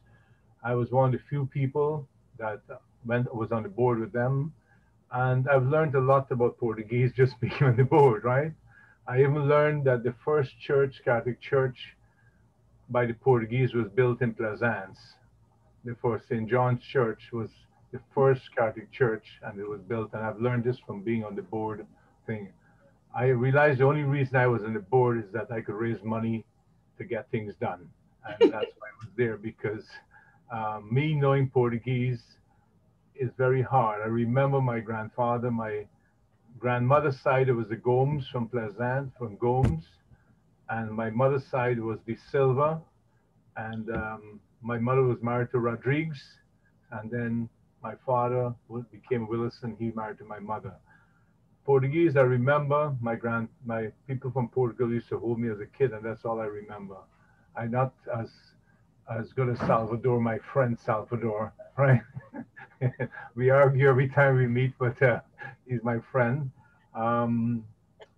Most of my friends, I've lived in Plaisance all my life. I'm happy to be Plaisance. My call of fame is I was Eddie Grant's right-hand man for all his career. And I'm still Eddie Grant's friend. I still do everything for him. I advise him in his music and things like that. So I'm Portuguese, even with an English name, but I'm Portuguese. So thank I'm considered you. to be a Portuguese. That's it. That's and by the way, all my father used to make rum. Right? we owned a rum shop in Plaisance. We also owned a pawn shop in Plaisance, and he used to make rum. And people used to come from all over Georgetown every Friday to drink at my father's rum shop. A lot of people used to come to Plaisance just to drink at his rum shop, to drink his rum, and he used to make rum. I think the rum was called Victory, Victory rum, right? Victory rum. Yeah. So that's my little thing. I just want to clear the part about I think that's I think it's great because it's one of the things I love about Guyana, where people have surnames that don't necessarily match their identities or their sense of self, and I just think that's just brilliant. I am Guyanese, but I think we met you, Rod and I met you at the Carayas at some point when we were. Yeah, I worked. My other half is a Caraya. Yeah. Okay. And because of that, I got involved for the Caraya to sit in the board of the Portuguese thing, and we started off with 3 people: me, Kit Nascimento, and one of the finance. And it ended up just the only Portuguese was on it was me. who had a clue, know nothing about Portugal. Only little things I know about Portugal is that a friend of mine gave me a letter saying my grandfather's, my mother's grandfather, I don't know, De Silva, came from Portuguese, and they were in jail in Portugal, in Madeira, and they sent them down to Guyana. And one of them went to Jamaica, and one came to Guyana, and he got involved in timber. And my grandmother was half Amerindian. My mother's half, her mother's half Amerindian and half Portuguese, you know? And that's all I know about that side of my Portuguese family, you know? Yeah. But as a kid, I grew up as being a Plaisance boy and a Guyanese. And I'm very proud of being a Guyanese. And I'm very proud that after 40 years in Canada, I've chosen to come back to Guyana and live the rest of my life in Guyana and have to deal with people like Salvador every other night. What it is. You and Salvador are comebackies, aren't you? That's right. That's right. We are comebackies.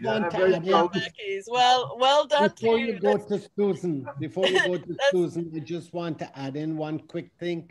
A lot of the Portuguese that got involved in the rum shops, they were blending their own rums. Yeah. They had many different brands. Frank mentioned Victory. There was a few other brands of rum. A lot of the early brands of rum in Guyana were all Portuguese, and they were actually blending at the back of the shop. Yeah, They would get different, stills from various places, and they would blend their own mix, which is what my job is putting labels on. My job with labels. Yeah, Victory labels. Yeah, my job is putting labels. Other brothers used to put in cork. Right, yeah. All right, great. Thank you guys. I just want to say before we move on, I saw on the chat, there's a lady who's joined us from Portugal called Christiana, and Christiana, if you can hear me, it'd be great if you could put your hand up because I'd love to talk to you. I think you mentioned that you were part of an organization that's trying to create a link between Guyana and Portugal. So if you can put your hand up, I'll know where you are. But meantime, Susan, I'm sorry to have kept you on hold for so long, but you know how Salvador and all of them boys can carry on for so long. So, but please come, please. Hi, Salvador, how are you? Very good. Yes, well, it's very, very interesting. My question is in the culinary department, which I will refer to Bruce de Nobrega with his reference to the pastries. But before I got to that, I just found it interesting when Salvador mentioned that the names have been changed from the De Caires, which was pronounced or spelled differently. But I made that observation on many visits to Canada where I'd see what I would call Fernandes. People here were Fernandez. Lopes over in Canada was Lopez. Same with, names such as that. So I suppose a lot of names were anglicized to suit the times that we once lived in. My question is for Bruce, who mentioned that the food which came from Portugal was not just the garlic pork, which I am familiar with, but to my surprise, the patties and the pine tarts and the guava cheese. And I would just like to ask him, I'm in the culinary profession. Is it written anywhere? Like, where did he learn this? I'm very interested in this. I'm not challenging it. I'm just interested to know if I can find out more about it. And where is it written anywhere? Is there any literature?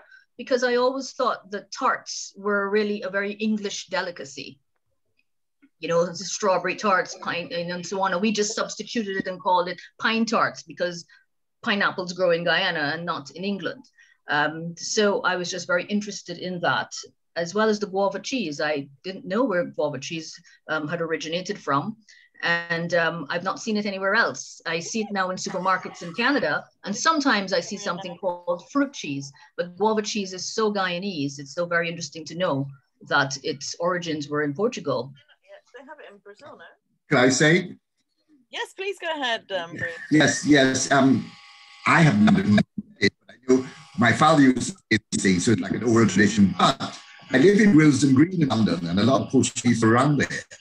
And they have things like custard tarts, things looking like patties. And I've been to Rio, and I've seen the same thing. They call it patties. They have the same shape of our pine tart with the not with pine jam inside, with other jams. And I've seen things like lattes. They said a lunch.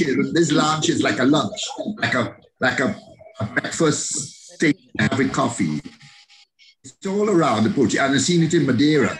Bruce, can we? I knew it had to come from there because, yeah. Can we just try something? Let's just try a little experiment. Your try something. Sound is bad again. Can you turn your video off just to see if that gives you a bit more bandwidth or something, so we can hear you? But we can just have your audio on. Okay. Right. Yes. Can you hear me better? Yes, I was saying I've never seen it written anywhere, but I know that Portuguese had the cake shops. And that's how a lot of these things came into our community. And I live in Wilson Green, where a lot of Portuguese are around. And I see the same shaped cake. And you said pastries came from London or England, but the Portuguese have a whole range of pastries, like pasta tarts, like things looking like patties. Of course, everything. So, does my sound better or not? Not much improved, but I did understand what you were saying. It was communicated. Yeah. I said I've seen it in Rio. I've seen it in places where the Portuguese were. In Rio, I've seen it in Madeira and in Lisbon. I've seen the same sort of stuff. And they did make guava with quince. It's like a hard pear.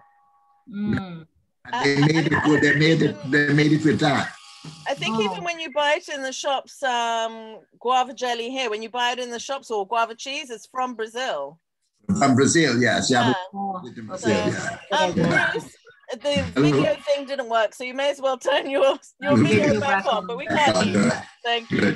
Thanks, Bruce. That was very interesting. I have been to Brazil a few times, quite extensively, and I have seen similar things, which I saw selling very popularly almost everywhere. And similar to what I would say a patty, what we call a patty, but it wasn't a pastry, it was slightly different.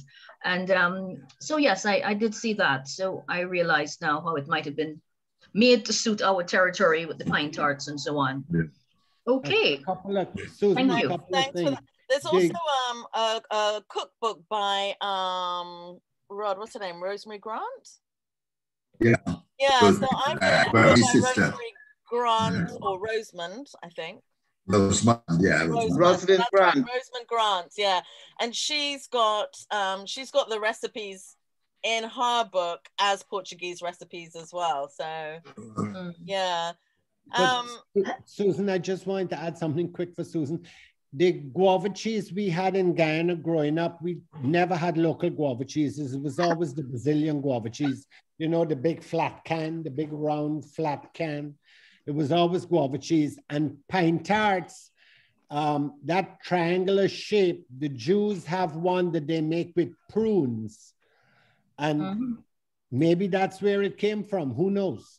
Yes. Well, actually, when I was growing up in Guyana, the guava cheese did come from Guyana. It was called Adventure Guava Cheese. I could see the cardboard box to this day. And I still think they make Adventure Guava Jam. Now we have Grace and other names which are imported, Goya and so on. But when I was there, we had Adventure Guava Cheese, which was locally produced. Now we have both Brazilian, and I hope we still have Guyanese guava cheese. I must look again next time I check a supermarket out. Thank you so much, everyone. Thanks, Susan. I just bought. We made our own. I just bought guava jam. Made by a Jamaican. Frank, sorry, I'll come back to you. There's 4 people have their hands up, so I just want to no problem.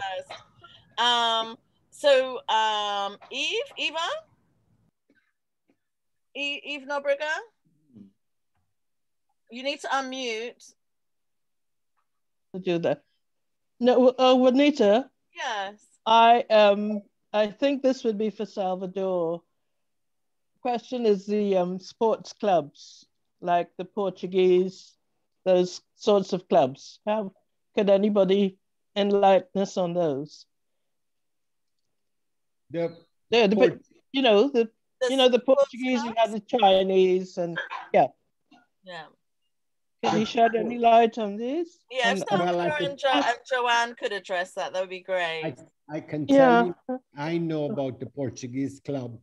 Both my mother and father were staunch members, and it was really a tennis club. It was the Portuguese, it was the Nonpareil Lawn Tennis Club, because Nonpareil was the name, the original name of the estate. And I have a feeling that the estate was owned by a Portuguese at some point. And then it handed over to the, it became the Portuguese club. My mother played cards there 3 days a week. They played canasta 3 days a week. And both my parents played tennis there, because the only tennis courts in Guyana at the time were there and on the sugar estates. And there were a number of tournaments that they had.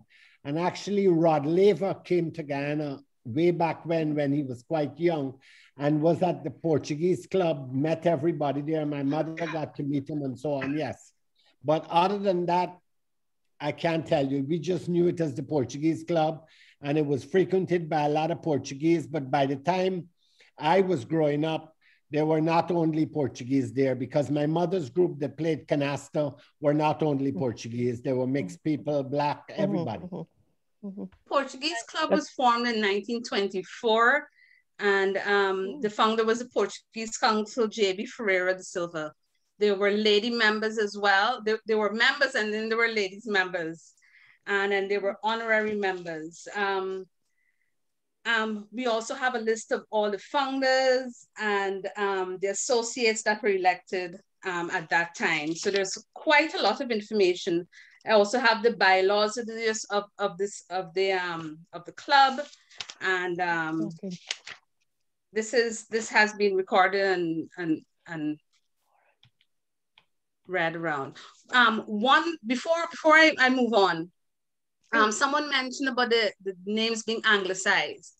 They weren't only anglicized when as they were living in Guyana, but some of them were anglicized when they arrived in Guyana. My own family, they're De Roches. My mother's family are De Roches, so that's where my Portuguese lineage comes from. And it was Dos Resh, and then it was changed to De Roche because of how it was pronounced. I actually found the record which it says Dos Resh. So it was when they arrived, how it was pronounced, they would put that information. And something else, I think Bruce was talking about John Simon de Freitas and when they came. John Simon de Freitas' grandfather, S.S. de Freitas, he came in 1888. I actually worked on the biography with John Simon de Freitas when I was in Madeira. He did most of the work, but I was able to work along with him. And what we found was that he came in 1888 when he was 12 years old, and he later went into business. And one of the places he owned was a Charleston sawmill along with his wife, Maria Teresa. And then he became the Portuguese consul later on. And then his grandson, John Simon, became Portuguese consul many years later. Thanks for that, Joanne. Salvador. And today his great-grandson, Stuart de Freitas, is the Portuguese consul. Thank you. I'm just going to have a quick look through the chat, but I wanted to bring in Christiana, who had her hand up. But before we go, if the person that was asking about the Portuguese club in Sister Monique's book on the Portuguese, the appendices number 3 has a list of all the Portuguese members, as well as the bylaws of the society, so they can check there for the information. Thank you. And for more information on the anglicized names, the same person you bring on, Professor Bastos, she'll be able to tell you more on that as well. Okay, thank you. I know everybody's keen to carry on the conversation. I just want to say to the speakers, feel free to leave if you're tired, or let me know when you've had enough, because I'm happy to go on, but I don't want people to, if you've got other things to do, please do let me know. But so I just want to use this moment to thank all of you, just to take the opportunity to thank all of you so much for everything you've contributed. I think this has been one of the richest Guyana Speaks talks that we've had so far. And it's been really good to be able to have the discussions with everybody coming on board. So Joanne, huge vote of thanks from everybody, but especially from me. Same to Salvador. Same, especially to Maggie. Before you go, by the way, Maggie, please do tell us where we can get your books and your poems, because I've seen in the chat, people are saying they saw your book of poetry, Kiskadee Girls, for $920 and I'm fairly sure they can get it somewhere for a lot cheaper. So please let us know. And Bruce, huge thanks to you as well. Bonita, I hope that I can make a before you close, if I could make a contribution. Is that Judith? Yes, it's Judith. Judith, great. Yeah, please do. It was no one's going anywhere. It's just that I wanted to officially thank everybody in case they needed to drop off. That was all. Okay. I can't turn on my video, but I don't want to. I really just wanted to make a very quick contribution and to also recognize the information that has been shared. And while waiting to make my contribution, I realized that persons have also mentioned what I was going to mention is that the contribution of the Portuguese to the economic and history or development, I should say, of Guyana. And I thought that that is an important aspect to include. I also wanted to mention too that the first person to be awarded a professorship in history at the University of the West Indies was a Guyanese, Professor Elsa Govaya, and she was. And I think that a forum such as this is useful to recognize some of the families, the Jardims, the finances, etc. And my second very quick contribution was in relation, which is a bit of a tangent, to the information that was shared on the skin fish and the use and why it may have been considered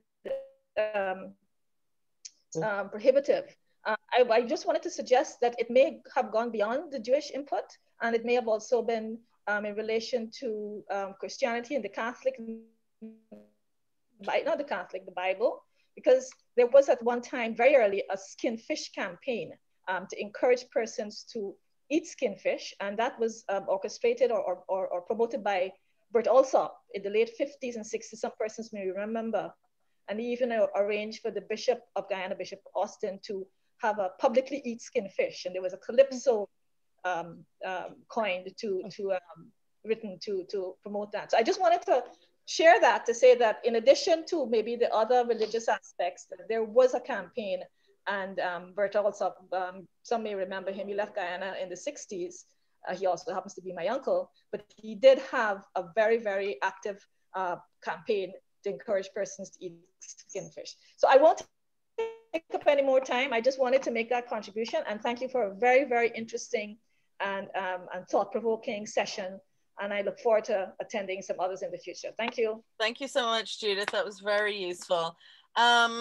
Maggie had to drop off. So it's just to let you know, I've just asked her to let me know where her books are going to be available.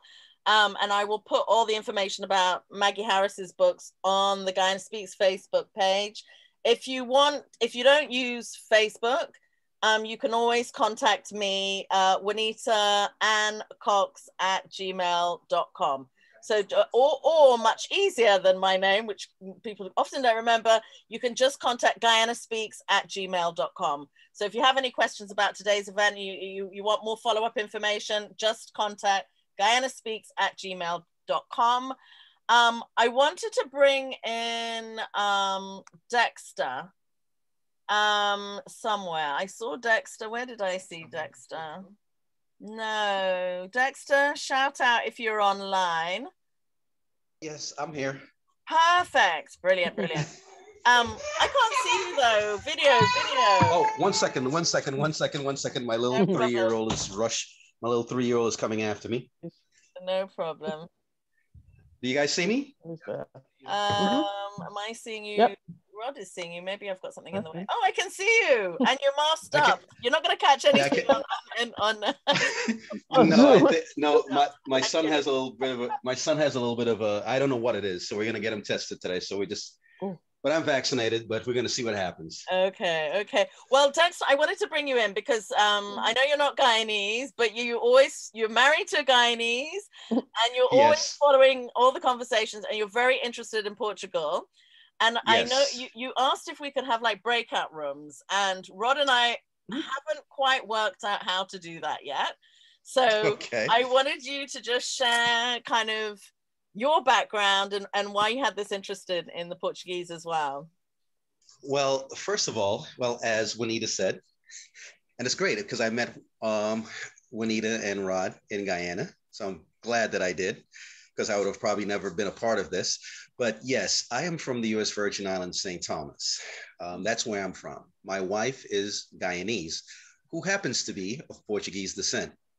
But I am also of Portuguese descent. My mother's great-grandfather was from Madeira. His name was Alethea da Costa.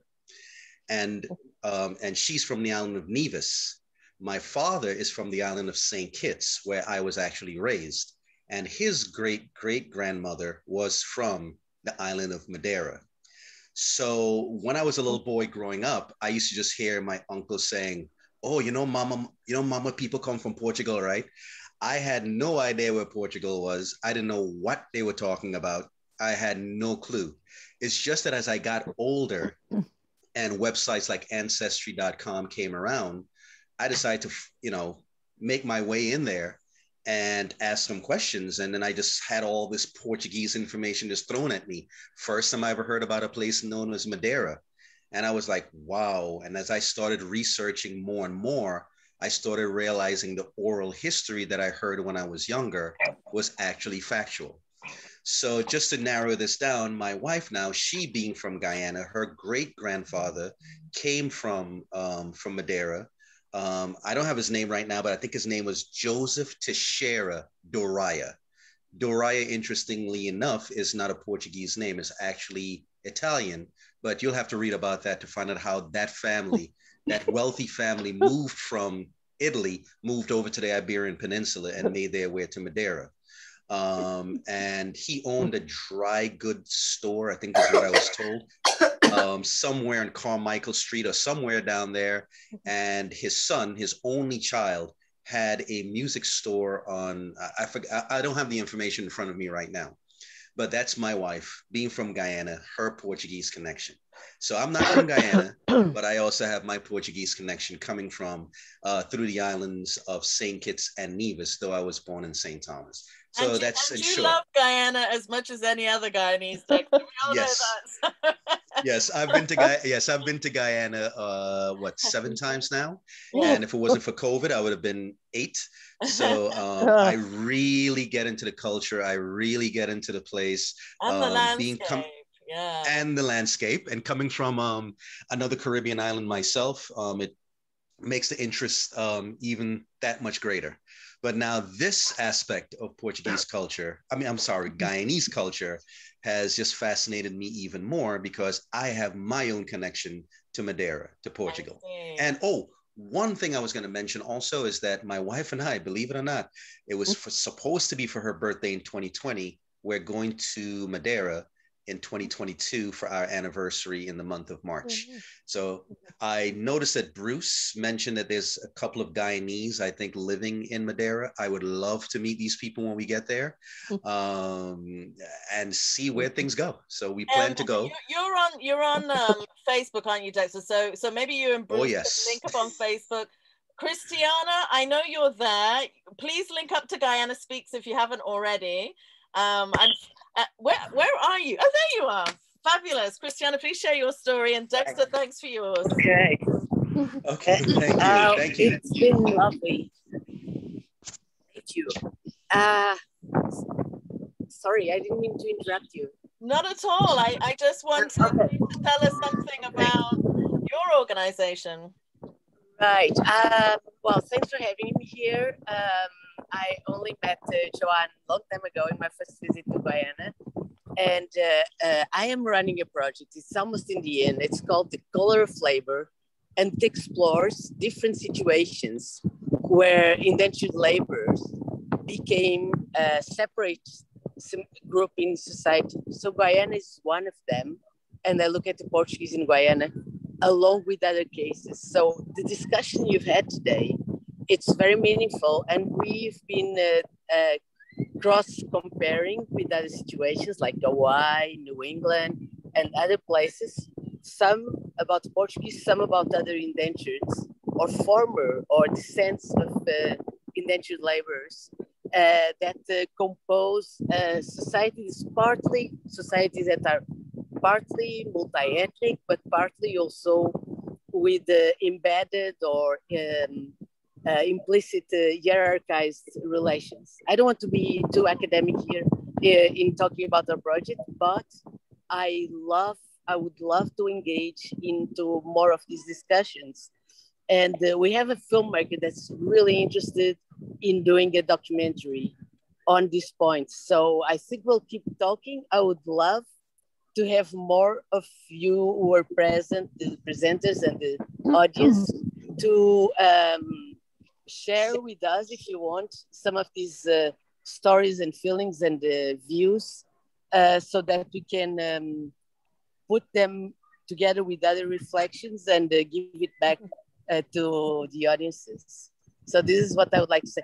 I put in the chat the link to our project. Perfect. So if you want to visit, we've been working more on other contexts.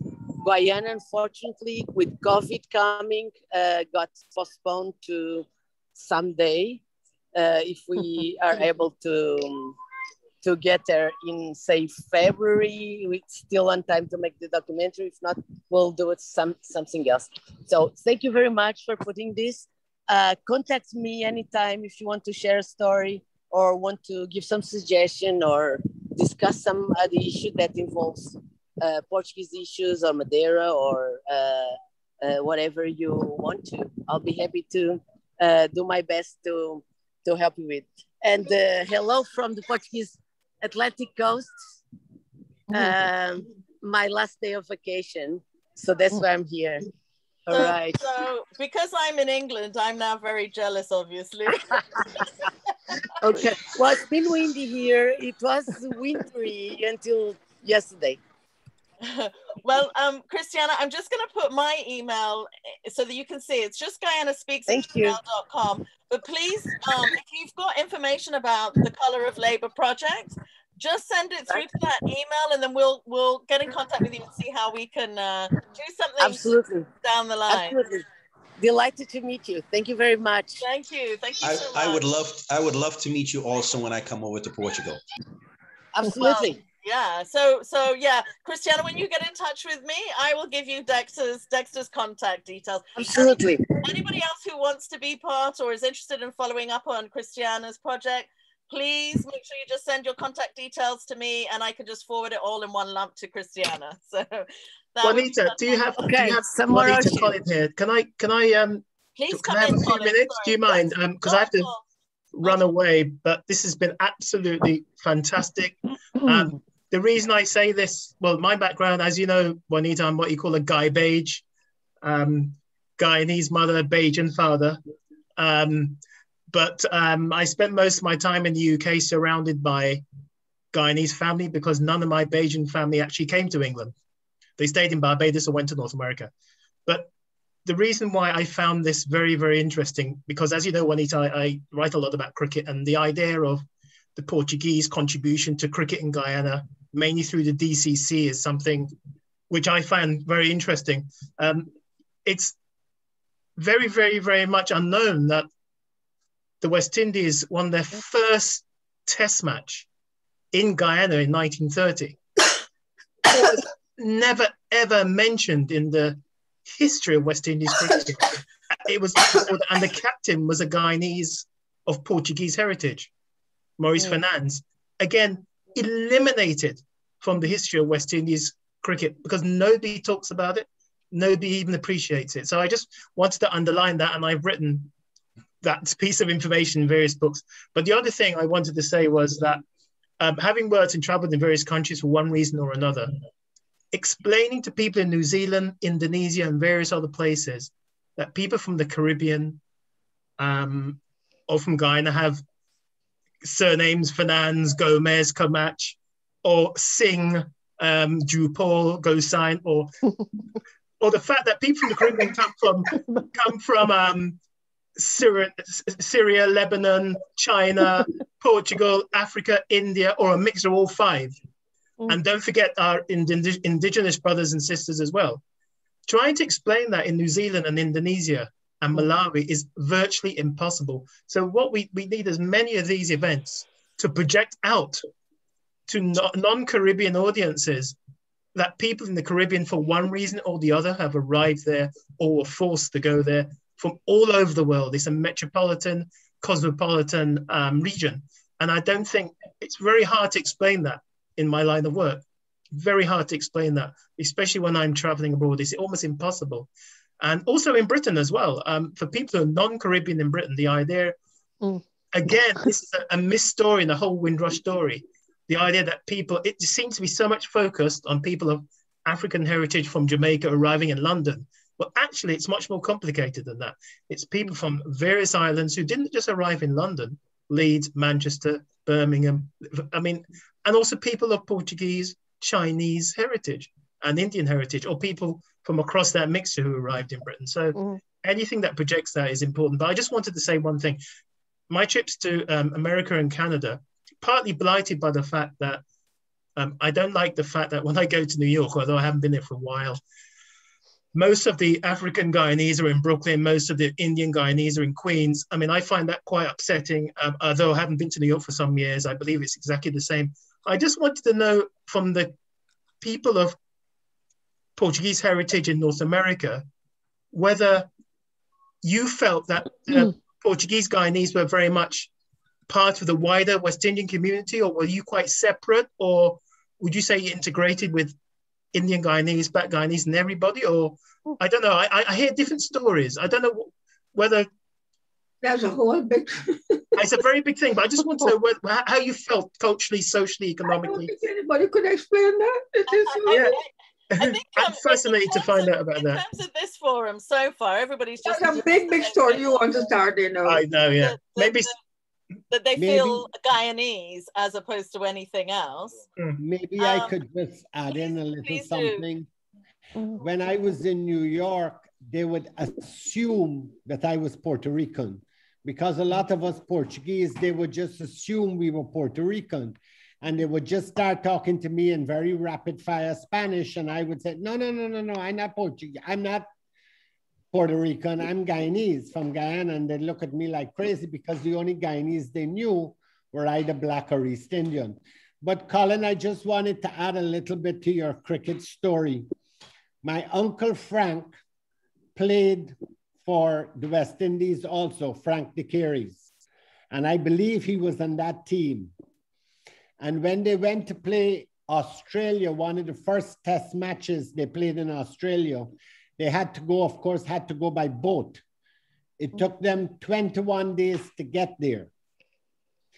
But his son, David De Caires, who's his granddaughter it would be, who works with Moray House, Isabel, who does Moray House, married Mike Atherton, the English captain, correct. Yeah, I know the story, yeah. Right, their son is now playing cricket and has just been picked up.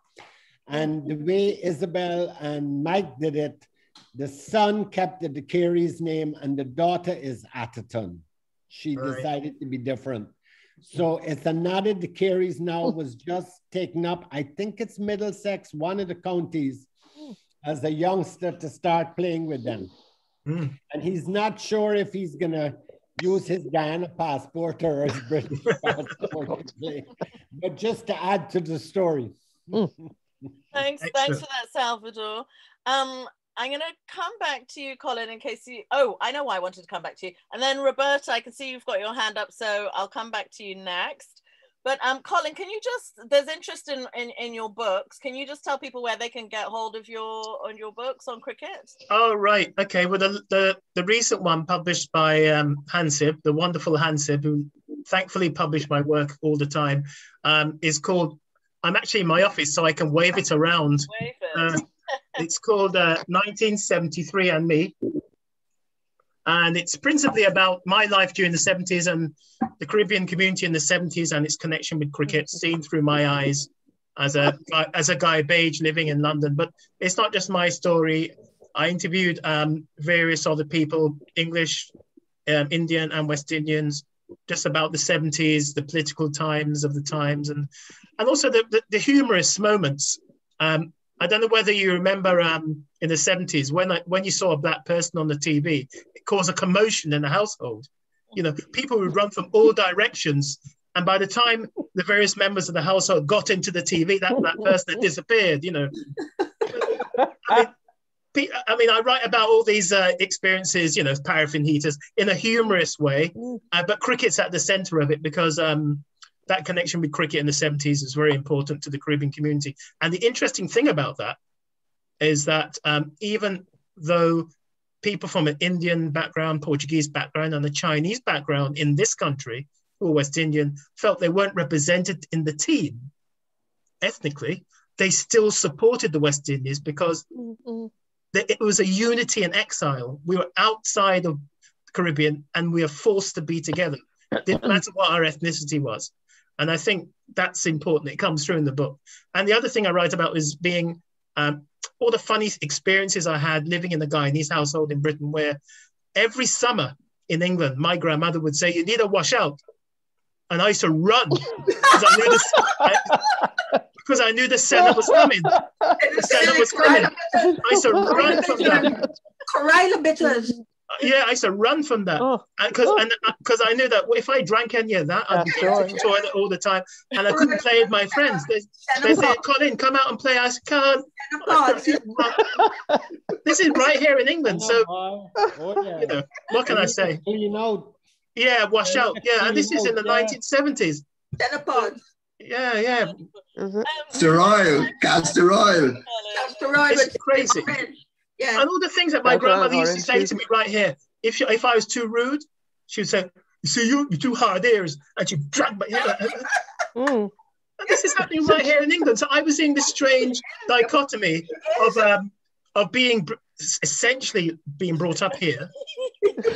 But my family had only been here literally for 5 minutes, and then I was born.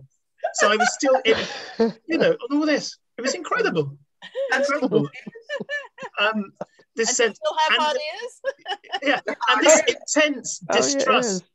I mean, let's face it, we weren't a united Caribbean community here. Everybody was suspicious of everybody else. And my mother used to say things to me, "You see these Jamaicans? They're trouble." Right? She used to say that to me. And I say, "We can't say all Jamaicans are like that." But he said, "Hey, watch it." So, you know, there was this thing, you know, and obviously when you're growing up here, a lot of people who weren't Guyanese found Guyana a bit of a mystery. Where is it? Is it in South America? Is it in West Africa? How come you can be Guyanese, but your surname is Camacho, and that's a Portuguese name? So yeah, and then you had to go through the whole colonial explanation. So it's very, very difficult. But yeah, I'll just put my website here. Feel free to get in touch and get a book. Apologies for promotion, but Juanita, you did slide me in there. I want to promote everything, Guyanese. If you're doing something amazing, let us know all about it. And which means I'm going to come to Salvador because you haven't told us how to get hold of you at Wilderness Explorers yet. Excuse me, Juanita, who was that person who was just speaking? Colin Babb. That was Colin Babb. Okay, thank you. Yes, yeah. Sandy Babb Street, yeah. Okay. I wasn't born on that street, but you know. Colin, did you get pepper pot? The umbilical cord is still there somewhere. Oh gosh, I just wanted to read some of the comments before. Oh, sorry, I need to come to Roberta because Roberta's been very patient. Roberta, please go ahead. Yeah, I just wanted to respond to the question about Portuguese Guyanese coming to the United States and reflect on my uncle, Carl de Lima, who, as I mentioned earlier, was born in Podroin, the late 1800s. He was part of that early 20th century migration of Caribbean people to New York. So they went to Harlem. They didn't go, there were not clusters of Caribbean people like there are now in Brooklyn and the Bronx and so forth. He, like others, went to Harlem. Many of them intermarried with African-American men or women, depending on the gender. He was even though he arrived before the formation of the PPP, he kept closely aware of Guyanese politics. He was a staunch supporter of the PPP. So when I was a little girl, I thought he was Indo-Guyanese because of that, only to find out later that his ancestry was somewhat different. He was very much opposed and angered by people like Kit Nascimento and others who were in the right wing of Guyanese politics. I think that's one of the interesting things about Portuguese people in Guyana is that they cover the political spectrum. You had Kit Nascimento on one side, you have Malcolm Rodrigues was in the WPA and so forth. So the whole spectrum they covered. But those early Portuguese Caribbean people went to Harlem. And in the 70s and 80s, Salvador, you can correct me if I'm wrong, I think the migration was really more to Canada if it was a migration to North America, not as much in the United States. Thank you. Thanks so much for that. I'm going to just go through the comments because I notice a lot of people are still commenting. Rod asked, is Kit still alive? Absolutely, yes. Yes. I might edit. Can I just make a couple quick comments? Yeah. I put my email in the chat. And the other thing, Colin, hardest people got the feel. If you don't hear, you're going to feel. Correct. Hardest people got the feel. And when you should twist your ears, you're going to feel. And, oh God, what was the third thing that Roberta just mentioned? Yes, most of them went to Canada, to Scarborough in particular. The majority of the Portuguese went to Toronto. Canada, yeah. They didn't go to Canada, they didn't go to England. The De Caires family went to England because they had a British connection. One of the De Caires brothers had married an English woman. So, and they had a very large family. They all went to England. That's why Isabel and those went. But other than that, the majority of them went to Canada. Okay, so I'm just going to go through all the, because there's like hundreds of comments that I've been ignoring. There's like 50 odd comments that I should look at. Joanne mentioned to remember Professor Cristina Bastos. That's the same Christine you just spoke to. That was her. Oh, I didn't realize she was a, gosh. Okay, so that's fantastic because I'll clearly from the amount of conversation going on here, we need another session on Portuguese, the Portuguese presence. So we'll do something again, but for next year, because we pretty much got this year sewn up. And then I'll invite her then. And somebody was just talking in here. Oh, sorry, Salvador, you said that you put your details in and I can't see them. So I don't know, in the chat. Yeah, you said you put them in the chat, but I can't see that. Vimal Tiwari has been commenting on a few things. So I just wanted to read some of the things he said. He says, in Toronto, there is much more noticeable integration of different Guyanese ethnicities, but the situation in the US reflects the general attitudes similar to apartheid prevalent in the US. And then he also says his grandfather's best friend was of African descent. He studied medicine in the US and settled in Harlem because that was the only area of New York City where someone of his color could rent an apartment, even though he was a doctor. So thanks for those contributions there. Alison Stoll says, got a question, I think. The Queens-Brooklyn separation should be investigated more closely within a time and space framework, maybe. So is it a matter of economic circumstance, who settled where first, or to be followed by others? I don't know if you have any thoughts about this, Joanne. Did you see Alison's comment about that? Sorry, no, what was it? Sorry, the question. So Alison said the Queens-Brooklyn separation, you know, in New York, she was just saying she feels that it should be investigated more closely within a kind of time and space framework. She's wondering. I agree with her. I agree with her. The Portuguese diaspora, the Guyanese Portuguese diaspora needs a lot more research, especially the one in Canada. But there's also quite a few of them that went to England. So there has been research on the Portuguese, the mainland Portuguese who went to the different US and Canada, but more needs to be done on the Guyanese Portuguese community. So I agree with her. Thank you for that. And if people have any questions, can they contact you, Joanne? Do you mind if they contact you? And if you don't mind, can you put your, would you mind putting your email details? I'm just gonna I'm on academia, so there's a email box in there. They can email me. Okay, perfect. Salvador's just put his in, so it's Salvador at wilderness-explorers.com. And Joanne's just saying that she's got a recent paper on the Portuguese in the Caribbean that she will share, which is fantastic. So I'll try and make that available via the Facebook page. I'm just trying to whiz through and see if there are any other, I don't want to miss anybody's comments. I think Portuguese, hang on. Did any, Uncle Eric, first of all, wonderful to see you online. I can't hear you though, so you'll need to unmute. Unmute, right? Yes, okay. This session has really been an education for me because there's a lot of stuff and information which has come out that is new and very revealing. And I wanted to add to that sort of set of questions really, is that while I was growing up in Guyana, I wanted to know whether most of the Portuguese who were there came from Madeira. Now, is there any research which was done? Is there any difference between the Portuguese who were living in Portugal and grew up in Portugal and those from the island of Madeira?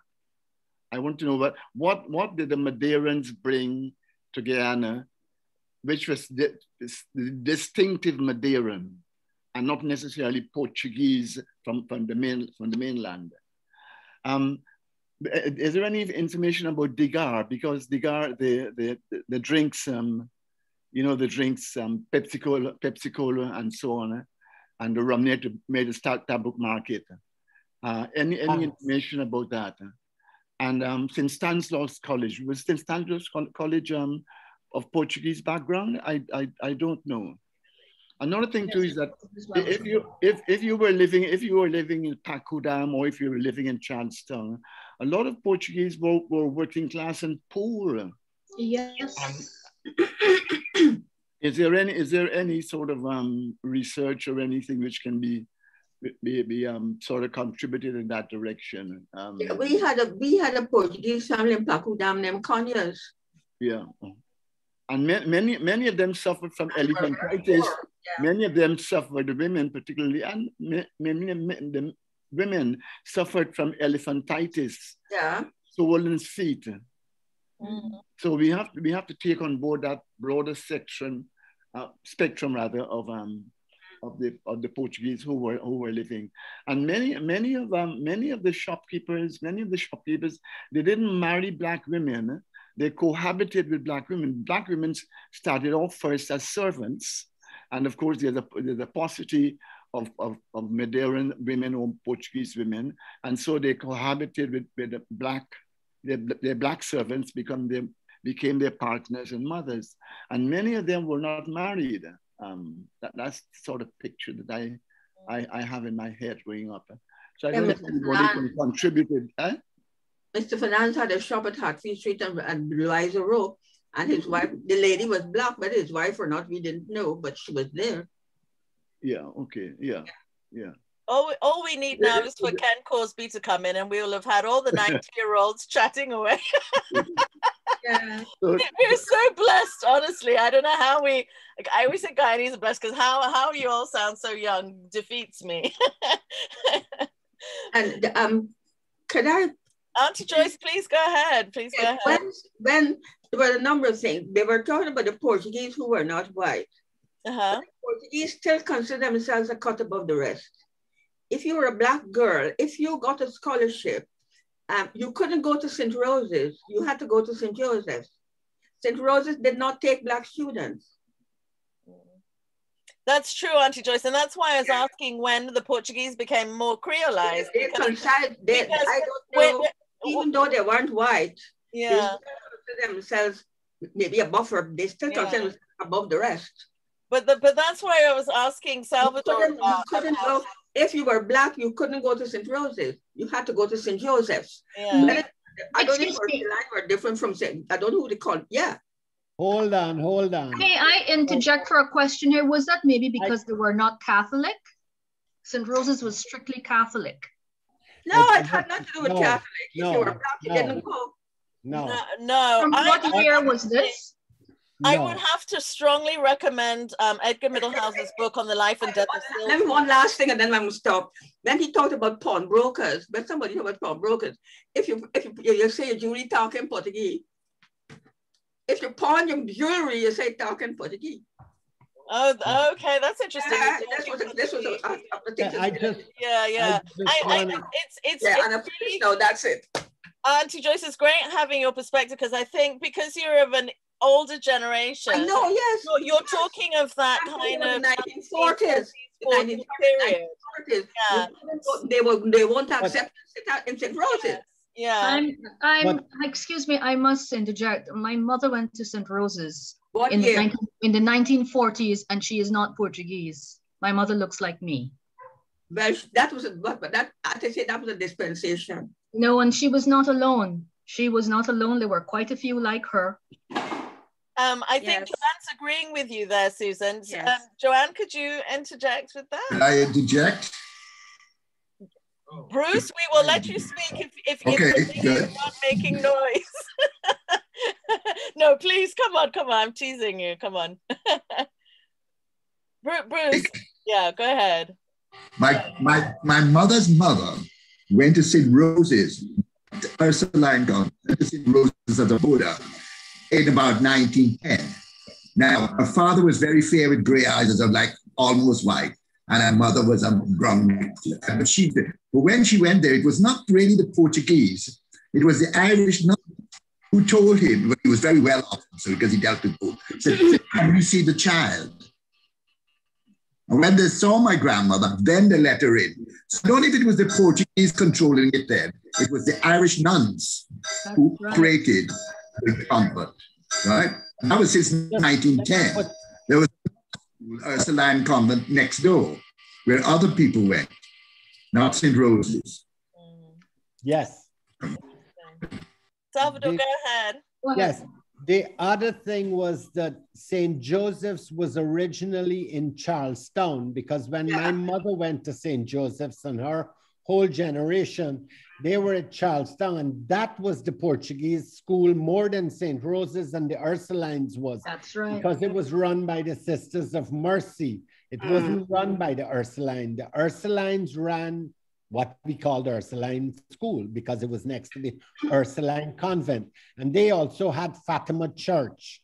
It wasn't Jesuits and it wasn't the Sisters of Mercy. But St. Joseph's, before it moved to where it is now, was in Charlestown, and it was a Portuguese school because Charlestown was very Portuguese. That whole area was mostly Portuguese living in there. Thank you for that, Salvador. The Charlestown people were before 1939, if you won a scholarship and you were an illegitimate child, you couldn't go to Bishop's High School. You had to go to St. Joseph's. Thank you, Auntie Joyce, for adding that. I wanted to bring in Wayne McWatt. Wayne, you have your hand up?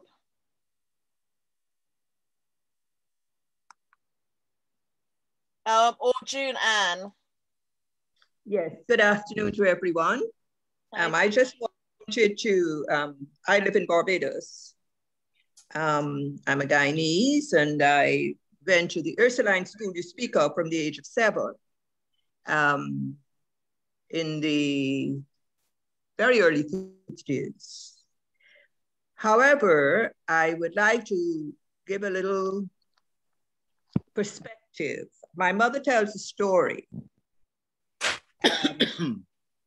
And you know how you have these intermarriages, and one child may be very, very fair, as we say, come out very fair, and the other one dark.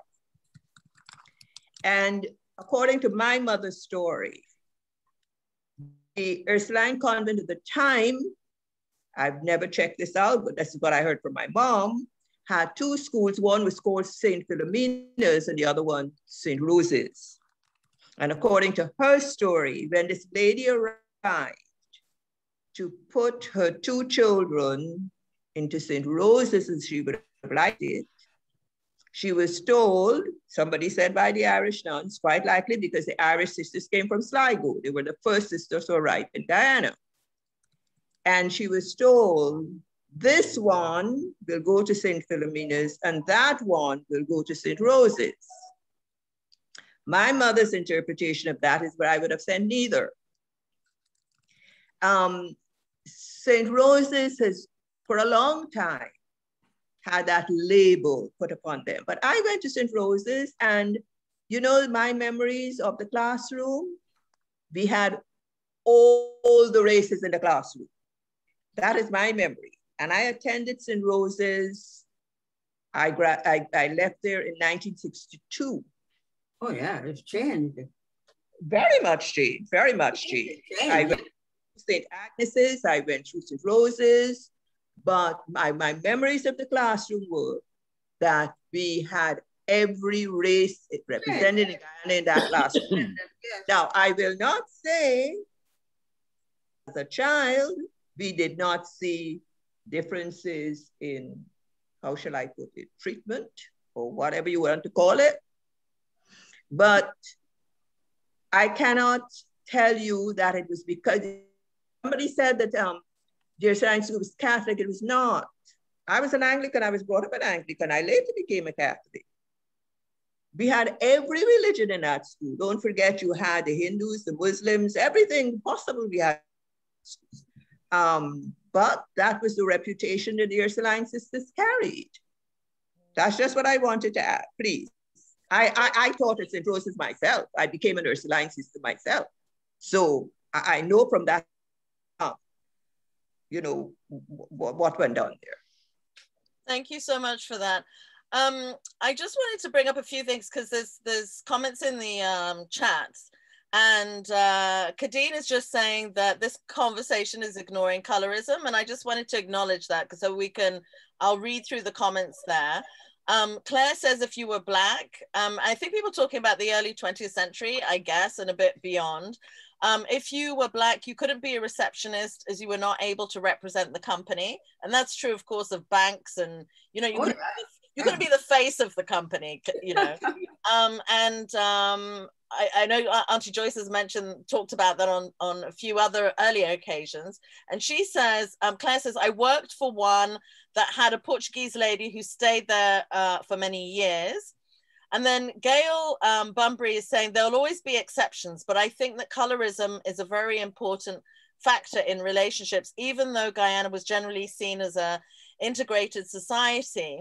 And I think I would just add to that, that what I found is that people who come out of Guyana, because they then experience racism, especially people who maybe were of lighter skin, who are then seen as Black by the countries they've moved to, then become much more conscious of that kind of the colorism and the, you know, the prejudices that are present within Guyanese society. Eric Phillips says same in banking, and also that Africans had to obtain permission from the church. And I think with that, he's referring to probably, maybe if you wanted to buy, Eric, are you online? You might want to say something about this, because I'm guessing it's about when you're buying homes, or you might have to. It was to get a job. You had to go to the church and get a recommendation if you were Black. What period is this? What period are you talking about? Is it up to just before Burnham came into power? He changed that. Okay.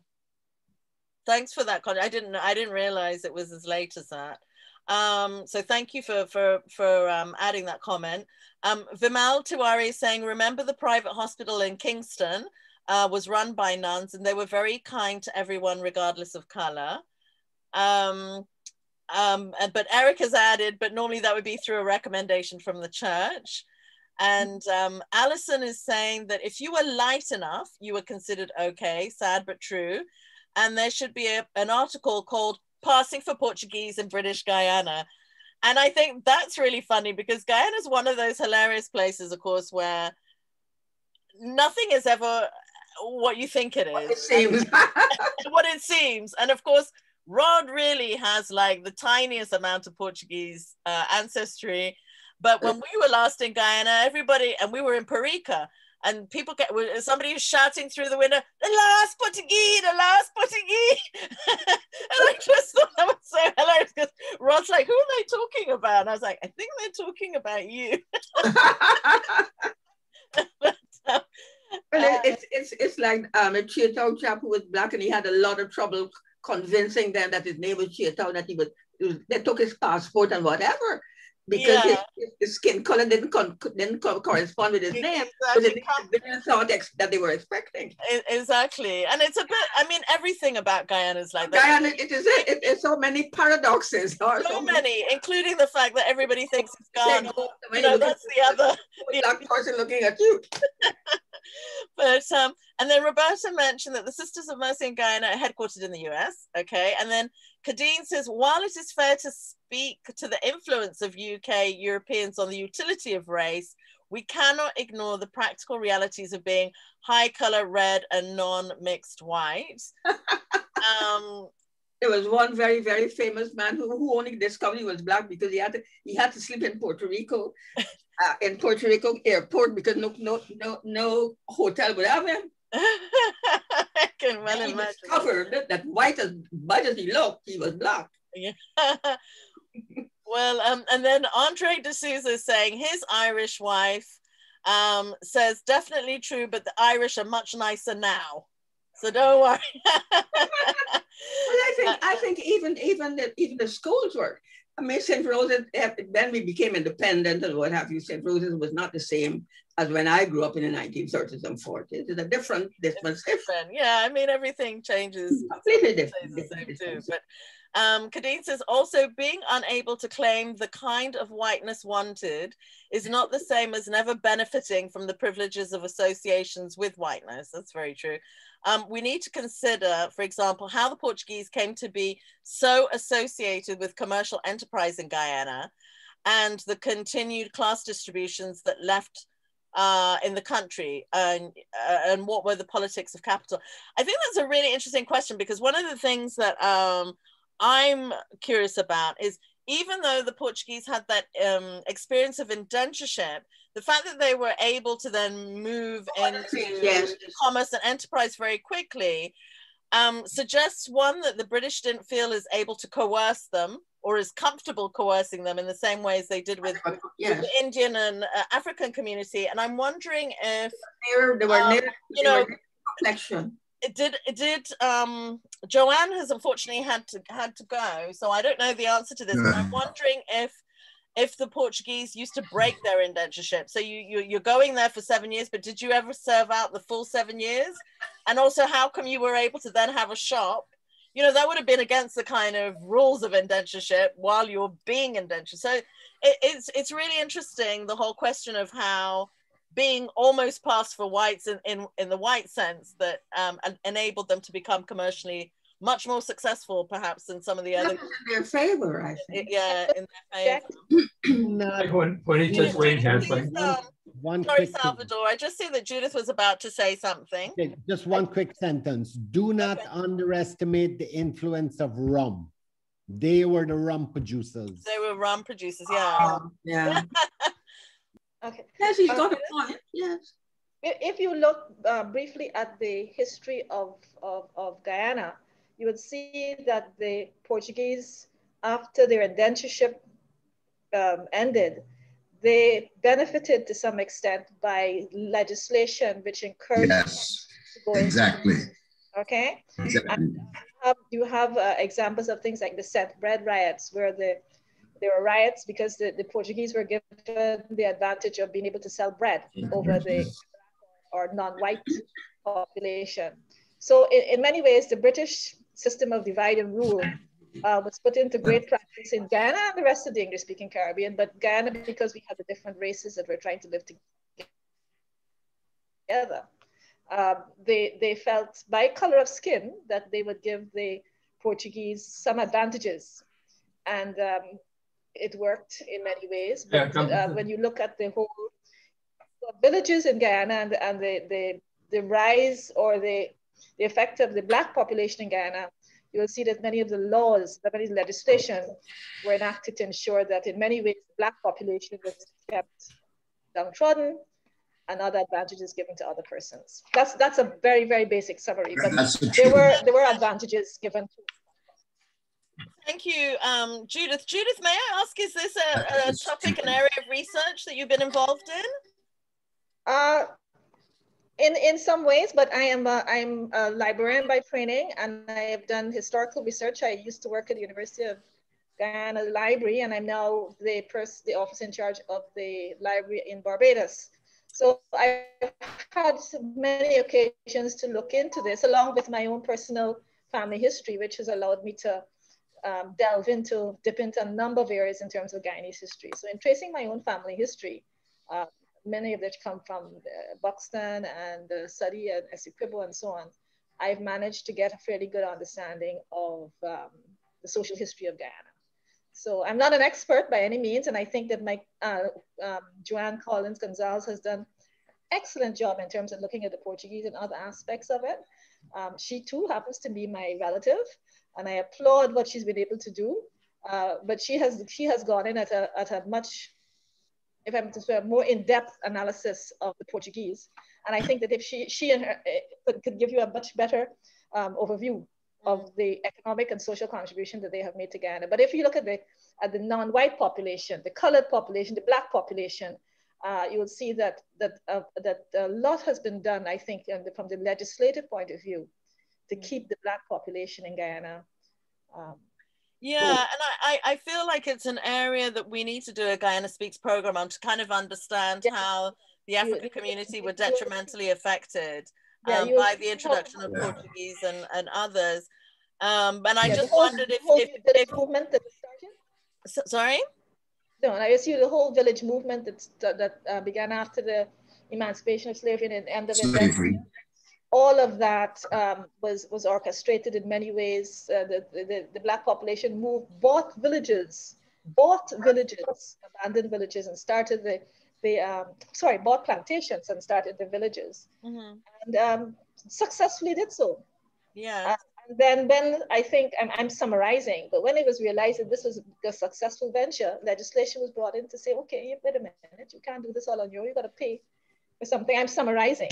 But eventually it affected the growth of the development of the cooperative movement in Guyana and the whole thriving of the villages. But there are other persons who are well versed in that who can give a very accurate summary and discussion on that. No, thank you so much for that, Judith, because I think definitely we need to do a Guyana Speaks that kind of. I think we need to look at that as well too, and I think that would be a very interesting discussion as well. Yeah. Thank you so much. I can see that Kirsten Jansen's had her hand up. Kirsten, do you want to contribute something? You'd have to unmute. Kirsten, I'm going to just invite Wayne. I think Wayne, I don't know if Wayne, if you're actually there. I think we... Yes, I'm still here, here. You are, perfect. It's ready to comment back to Judith and Susan. Because my mother was one of the first children to go to the Ursuline convent in 1931. Yeah. And she was the only colored child in the school. And she was very pleased when Donna Collins turned up late. She became the sort of second in the class, so they became very friendly. But at that time, my mother was never a Catholic. She was basically Presbyterian from the Presbyterian Church. So the nuns did take non-Catholic children. She found that the Portuguese were very, very prejudiced. It's not until later she looked back and she realized the only prejudice she had was from her Portuguese classmates in Guyana. Because even when she got married and later grew up, a lot of Portuguese women who she went to school with never spoke to her. They were never socially contactable with her at all. So there was this always stigma going way back to the very beginning. But of course, the other school I think somebody mentioned was St. Angela's. because St. Angela was called the Green School, where I think the other children went, the sort of the poorer class of children went. But the other interesting thing is I had an old Nana who was probably the only Portuguese maid in Guyana. If she was alive today, she'd be about 130. And she actually looked after my mother when she was born in 1925 and remained with us the rest of her life. And she was Portuguese mixed with Amerindian and white. Mm. Her father was supposed to be owner of La Repente plantation, but it was very interesting growing up with her because she was always regarded as a member of the family because she had a reasonably fair skin. Although she became very brown, she had a very brown complexion in the sun, but she did have Portuguese ancestry. And as a child, she grew up, she left school at 13 and she went to work in various Portuguese, well, first of all, she spent a lot of time in these Portuguese rum shops, working with all the Portuguese men, making beer and port wine. But later when she became a domestic servant, she served in all the very big Portuguese families in Guyana, the Gustas and the top families in Guyana, who at that time had just become fairly wealthy. So of course she had all the stories of the various Portuguese families because she knew very well. It's not the stories one want to repeat, but it was just very interesting that we had this Nana who was fair skinned, who obviously among the other sort of black nannies, she was always something very much apart because she was seen as somebody very different. So it was a very sort of strange relationship, but I just wanted to mention that. Yeah, that's interesting, Wayne. Wayne, I noticed on your Facebook page, you'd put a picture of the Jewish, was it a Jewish synagogue in Guyana? The informal one. Did you have that on yours? Yeah, the house at the corner of Cummings and Church Street where Ramsahoy lived. I was actually born in that house. It belonged to my very great-great-grandfather, who was Abraham Isaacson, who was a Jew, who was a rabbi. He was a pharmacist and rabbi. Mm. And it is said, alleged, but I think it's more or less probably true that he, because of no synagogues in Guyana, as everybody realized, he actually commuted between Suriname and Georgetown. So it's believed that he held Jewish prayers in that particular house. And the only evidence we had really was from the Whitehead family, who had all the various menorah and the various candelabra, silver candelabra, which got passed down, which obviously ended up in Canada somewhere, I believe. So all of that Jewish stuff is somewhere now in a Canadian museum. But that was basically the connection. So I said the names came through because my great-grandmother was Jewish as well, great-great-grandmother. Wow. She was a German Jew. So it'd be interesting to know whether they were Sephardic Jews or whether they were Ashkenazi Jews. And I think one of the reasons why the Ramsahoys bought that house, they had distant connections back to that Jewish family connection. There we are. That's fascinating. Wayne, if you don't mind me saying, would you mind posting that church, the synagogue building on the Guyana Speaks Facebook page? Just yeah, because I think it's fascinating. And Salvador mentioned the gallery. I have a photograph of it. Is it actually for sale, by the way? So who's buying it? Yes. Yvonne Ramsahoy said that a mother who just falling down and they were thinking of selling it.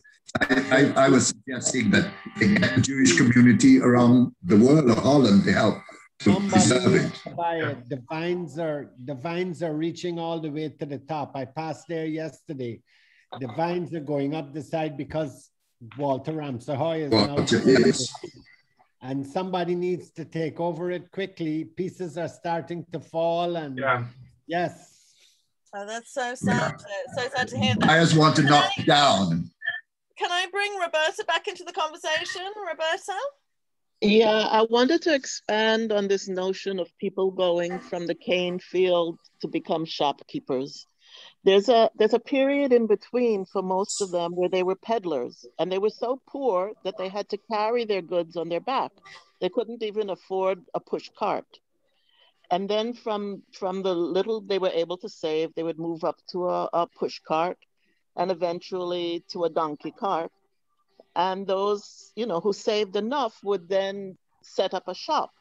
But we have this image in our minds, in Guyana of the Portuguese shopkeeper, in Jamaica of the Indian shopkeeper, as though they went from the cane field into the shop. But that wasn't, that was not the progression. They were peddlers first, for the most part. Thank you for that, Roberta. Yeah, I'd kind of forgotten that. And actually, there was all the friction with the hucksters as well initially, I think, that I was kind of forgetting about. So thanks for adding. Right. I mean, the benefits of the changes in the legal system are also, you know, critical. Yeah. But we can't forget the steps that came in between the field and the shop. No, absolutely. Thanks for that. I'm just trying to see if I've got any more comments. I know Kirsten had a hand up, but yes, I think I've unmuted now. Great, go for it. You know, it's been pretty interesting listening to all the speakers, and I also just listening to Auntie Joyce, who always comes up with wisdom, and as an ex-pupil of St. Joseph's High School, where I spent about 17.5 years, I think I know a little bit about what went on in the schools of that time. My cousins went to St. Rose's, and that was at the time when things were changing in St. Rose's, but we've always been under the impression that there was a degree of prejudice in those schools. Unfortunately, we all know that the Catholic Church did a tremendous amount of work in Guyana, but there was always an element of prejudice that we had to cope with. And whether people want to admit it or not, it happened. It's much better, or it has been better in more recent years. But, and also on the question of what happened to the Portuguese when they came off of the estates, they were given financial help, not in every case, but in some instances that allowed them to make their way from the estates into business, which this was something that was denied to the ex-slaves. There was also the question of ex-slaves having bought plantations, but there was no irrigation